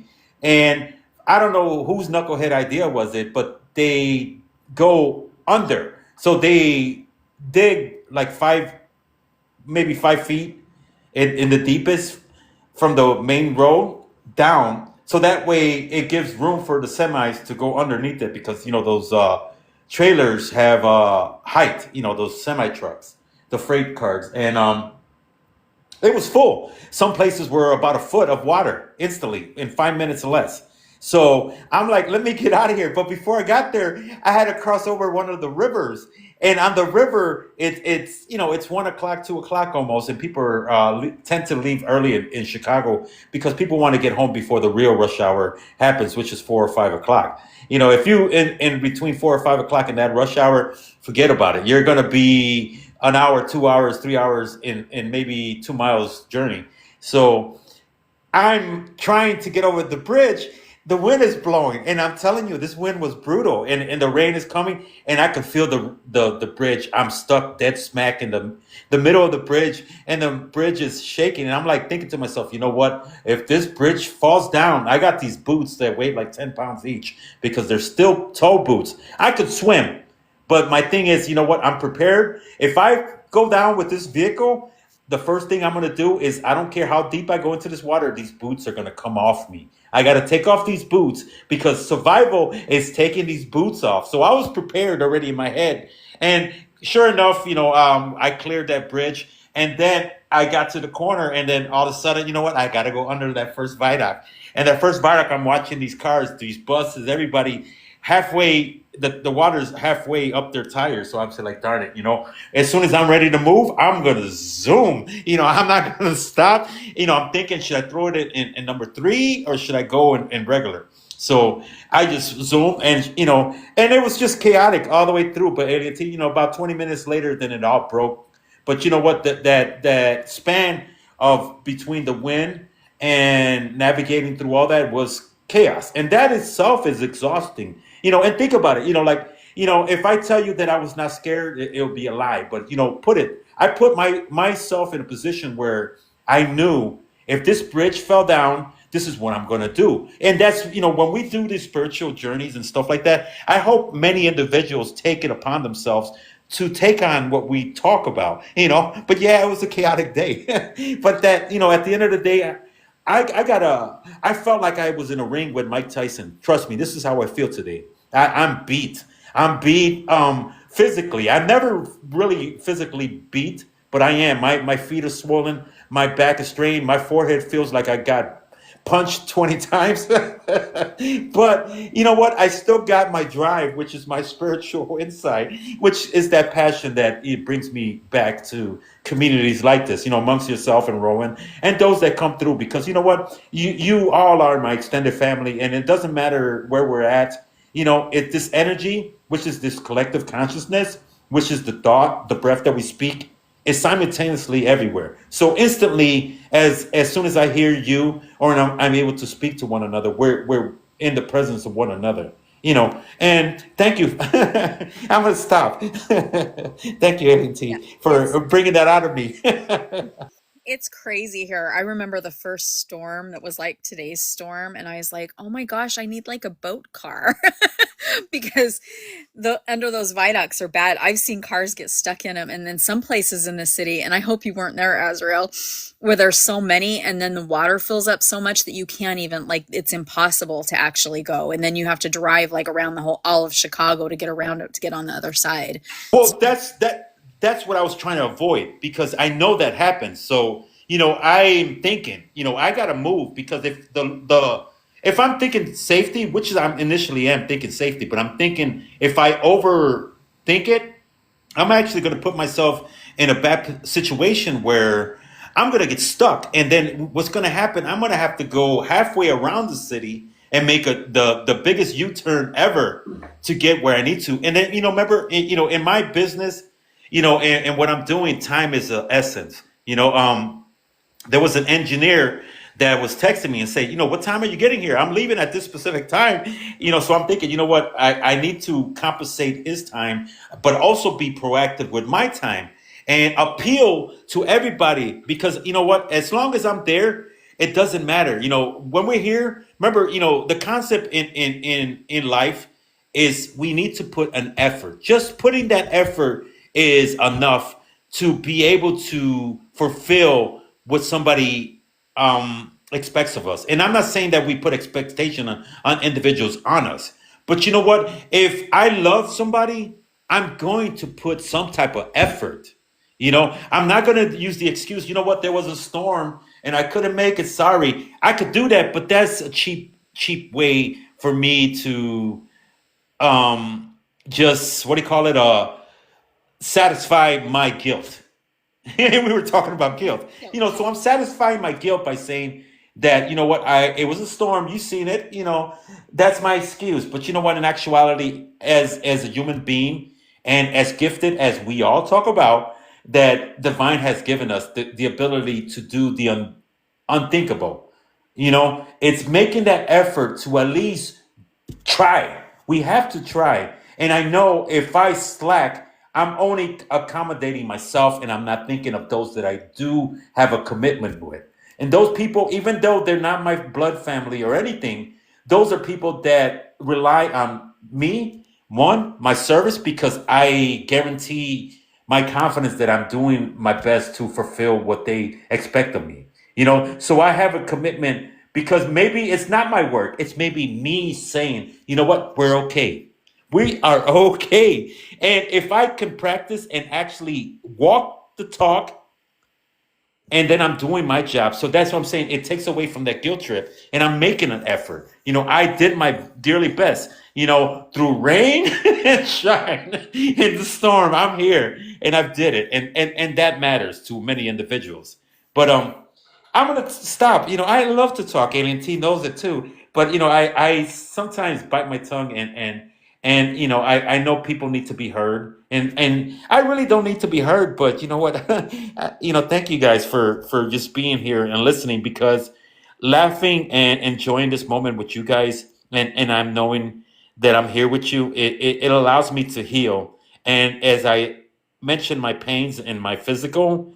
The joy of being able to laugh and be in the presence with you actually is healing. I'm actually feeling a lot better. Thank you. Thanks, Azriel. All right, so we have one question left for tonight, and before we do, I will be live on Sunday. We're doing it. Sundays are Witchy Book Club. We're doing Spiral Dance by Starhawk, and we are doing chapter. I'm pretty sure it's chapter 8, but I want to make sure I get the right chapter. Sorry. Oh, yep. Here we go. Yes, chapter 8, the energy, the cone of power. So this will be a really fun chapter. And then I will not be live on Tuesday and Thursday next week because I am enjoying my cross-country move, but I will be back the following Sunday. So we're going to head to the last question. And I did want to thank everybody for all of the gifts for both myself and for everybody who's been on panel tonight. And thank you so much for the hearts. Totally appreciated. All right. So the last question, I think this is like a great question to end tonight with. How can the spiritual community create a safe and supportive environment for individuals to explore and practice healthy boundaries? Okay, I'm going to say it one more time just so that Azriel and Alien T can grasp it, hopefully. How can the spiritual community create a safe and supportive environment for individuals to explore and practice healthy boundaries? All right, Azriel, you're up. I actually was speaking just a little while ago. You know what? I'm going to keep it simple. And how can a community, you know what? If it resonates with you, you found the right place. And in this right place, we're here to encourage, allow each one to improve not only their selves, but their point of view of how the world is supposed to be. In other words, we construct the world in our vision, in our essence, and what we believe it is. So that's it. Allow people to know that this is the place to be if you want to grow. And if you don't want to grow, you're welcome to stick around. But we are not here for judging others. Right. And with that, I'm going to yield. Thank you, Azrael. All right, Alien T, do you need me to repeat the question? I think I get it. I think I get it. If I don't go in the direction you were expecting, let me know. But okay, so how can we do it? Well, my job would be easy if everybody would do it. I wouldn't have to regulate my lives and ask people to speak one at a time because people would just be doing it and not talking over each other, not taking more than an equal share of time while up in the boxes. Being mindful. Really, if people in general, and I know I just what I just criticize the entire spiritual community? I didn't mean to because most people get it. But there's the few that squeeze through, and we know who they are. We've seen them, we've met them. At least Azrael and I, for sure, over the 2 years, have met a few of them. And it's really about, I don't know. It's the four agreements. There it is. If we could make the four agreements like, the law of TikTok, spiritual community, that would be a step in the right direction. And it sounds simple, but really, be impeccable with your word, right? To me, that's also be authentic. Same thing, So be authentic. Don't take anything personally because nothing really. Well, okay, 90% of the time it's not personal. I mean, I don't think people really are out to get someone, and I've seen people take things personally, maybe read into things, especially the psychics in the community. Yeah, I said that. I'm one of them. Don't make assumptions and always do your best. Yes. So yeah, I would say the four agreements for me, that's one way to ensure that everyone is at least protected, as you put it. I think that's so beautiful. I'm so glad that you shared that. I'm actually probably going to have the four agreements on for Witchy Book Club coming up, but our next book after Spiral Dance is going to be Bren's book. But so the four agreements will probably be before the end of the year because it's a beautiful book. All right, so I'm just going to add definitely. I'm sorry. Can I answer Tina in the comments? There's Yes, one more. totally. Go for it. I'm waiting for her to type the fourth one. It's don't take anything personally. Thank you. Oh no, you're totally fine. You're totally fine. So I definitely everything that Azrael and Alien T said, I think nailed it. It's so important. I know I was a little nervous. Azrael is like, come on TikTok, and I've seen in Facebook groups, I've seen where in some of the spiritual Facebook groups where people just attack other people, and it just for me it's a complete turnoff, and it turns into people judging and also forcing their beliefs on others. And it's so important for us to not judge and not force our beliefs. And that I think is a really important boundary because there's this beautiful community, and this community is here for us to be authentic. And like Alien T said, yeah, there is an unspoken rule. We take turns. When we're in the box, we should be taking our turns. We should not be attacking in the comments. Share. Don't force things. Don't order things. Share. But yes, our spiritual community does need to be a safe space. And so boundaries are important. Go for it, Azrael. Yeah, and another thing too is, we need to emphasize that, a lot of what we learn here can be applied to the physical world because a lot of people are having difficulties in that 3D world, and this is like a fantasy to many, and I see that, a lot of people see this as a fantasy and they take this for granted, they think this is just a joke. And, just because we're on a social media and using this platform doesn't mean this is fictitious. This is true life. And we are all coming in our authentic stories, perspectives, and we've been through it. We're speaking it because we are giving our testimonies. And our testimony is to be shared to those that want to hear it. And it's not to tell you what to do. It's up to you to utilize it in your own discernment and say, you know what, I could integrate it in my path, and then I can understand those that don't understand me. And that's, what people don't understand. Because of social media doesn't mean we are here to F around. Because if we want to F around, we can F around and make nonsense and chaos and whatever it is. We're here to elevate everybody because you know what, at the end of the day, we are elevating who we are. We're becoming genuine, and we only get one shot to make an impression. And for those that embrace us and come back over and over and are in our inner circle to understand. But yet there are a lot that are still misled, and it's not misled by us, misled by others. So the example that we are doing, in Alien T and Rowan, yourself, are an example is that you are the light that many are seeking, but yet they need to allow themselves to find it. Oh, thank you. That is so beautiful. Very, very beautiful. I always love when we're all up here. So thank you so much, Azrael and Alien T, for joining tonight. So we're going to say our goodbyes. And so with your goodbye, feel free to say when you're going live or if you're doing anything special. And so Azrael, I'll let you go first, and then we'll have Alien T go. Oh, I just spoke.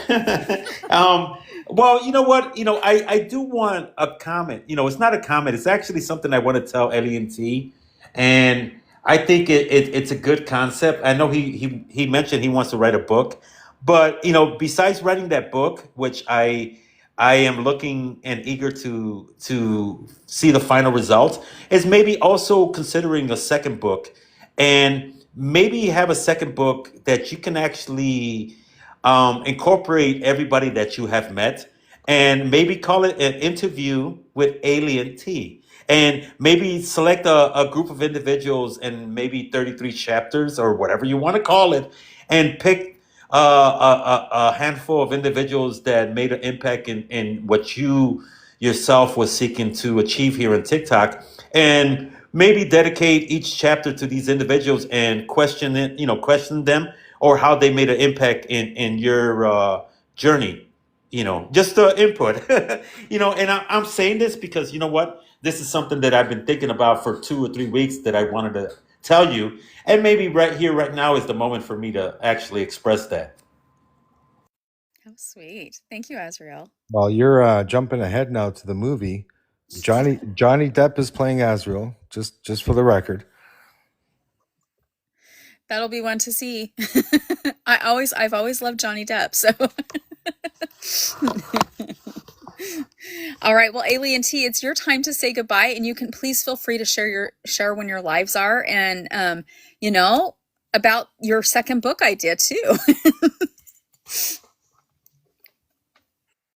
So, okay, so I don't know if a lot's happened, I'd say, in the past month. And what's happened was intuitively, I've known that episode 300 was going to be the last episode of Alien T Live. And I didn't like that, to be honest, because I enjoy doing it. I love it. I know a lot of people love it too. So I went a little deeper. I asked, and basically, it's not that I'm going to stop. There's going to be changes, and I just don't know what those changes are going to be just yet. Although writing a book came clear, and so I don't even know what the book's going to be about, but obviously it's going to be, and Azrael, do you not think I'm going to be writing and including some of the people I've met here? And with your consent, of course, I'd be reaching out. But and anonymity too, right? But I don't know if people realize how special, like, at least for me, maybe I can only speak for myself, but the past 2 years, I have never experienced anything on this planet at that spiritual level that we've all experienced in the past 2 years. And, I like to say that when we get together and gather, The message is greater than the messenger. In serving, I too am served. You guys have heard me say those things. But I honestly think that, this is kind of like, right. It's not, some people say, well, go out and breathe the air. Well, I do that. Yes. I go out and get fresh air. I do other things that, I'm not on here 24/7. But it's almost like tapping into your other spiritual realm experiences and having it as a bridge, kind of like between the physical and the spiritual. Because I know that people have inspired me. I felt strong connections. And I've only ever felt that before in dreams, like vivid dreams or astral experiences, things like that. And I guess what I'm saying is maybe we're not even self-aware or mindful of what truly has been happening with all of us coming together. And I think in time we're all going to realize this, these experiences have or will be or are, some of the greatest we'll ever experience. I'm going to chime in, and you're correct on that, and for me being as long as I've been here on TikTok, and I observe, and AT&T, I agree with you, it's made a big difference in many ways, and the ripples are evident, because as we navigate, like you did just prior to jumping here with us here tonight, you can see and you can feel what's out there. A lot of replications, a lot of trying to I guess be the sparks.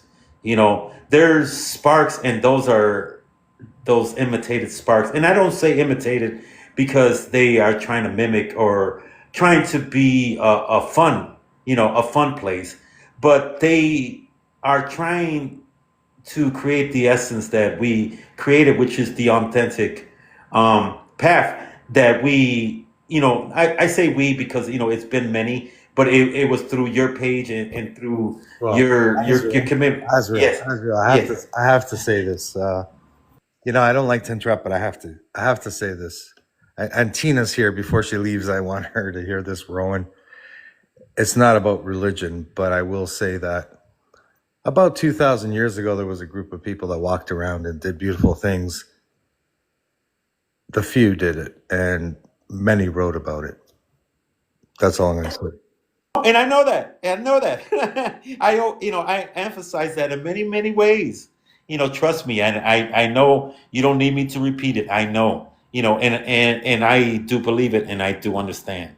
And, and with that, like I said, it needs to be said, but we know, and I know. And that's why, about a week ago or 2 weeks ago, when we were talking and I mentioned, um, that I felt something that I want to do, but I can't do it because it's not fair.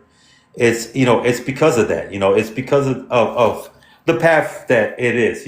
We don't need to be seen by many, but many will know. And I do know. And thank you, Alien T.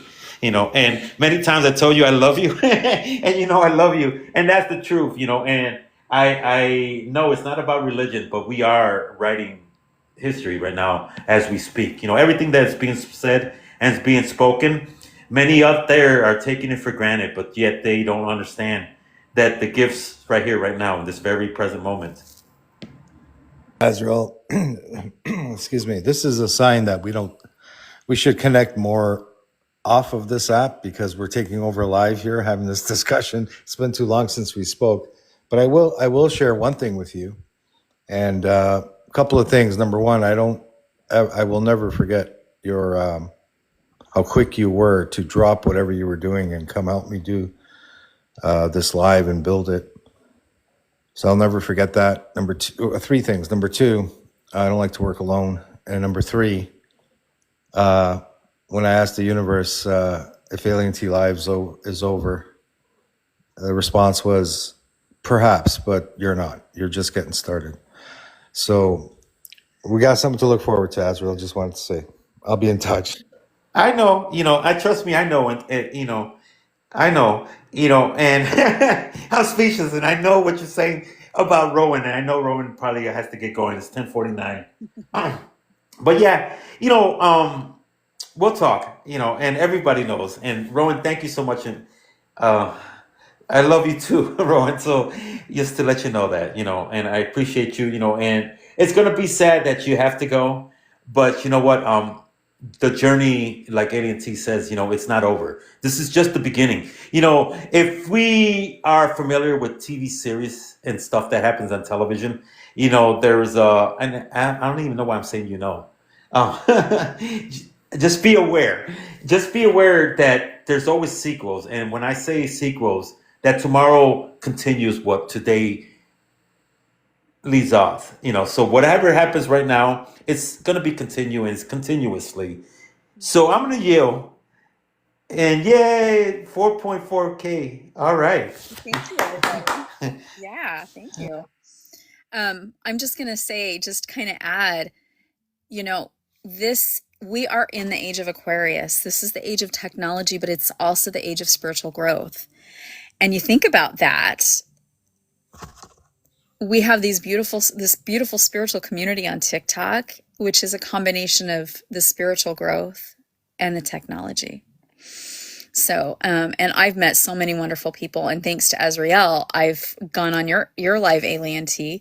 Are you live tomorrow, or are they done now? So tomorrow's a good one. Tomorrow's a really big one, actually. It's it's called Through the Eyes of a Mother, and we're going to talk about moms. Okay. Whether you are one, or talk about, whatever people want to talk about when it comes to moms. And I know, Azrael, you're not a mom, neither am I, but we can talk about ours. Yep. I'm a mom, so I'll try to join. I'll have to join later though, but I'll join. We'll see if we have time for me on panel And I have a new time. I don't know, because you haven't been around for a while, Rowan. So it's 8 p.m. Eastern. Yeah, I know it was earlier because I know like Wednesdays I can't join because I teach classes on Wednesdays. So when I have joined you, which hasn't been a lot, like I'm usually listening, or if I do, I think I jumped on panel once since you changed the time, I think. But yeah. I just want to say that I think it's definitely a beautiful topic tomorrow. It's going to be great. I'm eager to listen, and I'm going to give you a cheat, meaning behind the scenes one. I am the oldest of five of us. So my mom had five of us, and my mom, in front of my brothers, all of my brothers said, "I wish I only had you because I could have given you everything." And it's not being selfish, but it was honesty. And I'm the black sheep. I'm a lot different than my brothers, and so forth. But she said that in front of them and said, "You know what?" And take it how you want to take it. But that's what she told me. She says, "You know what? I wish I only had you and given you everything that you needed because they don't deserve it."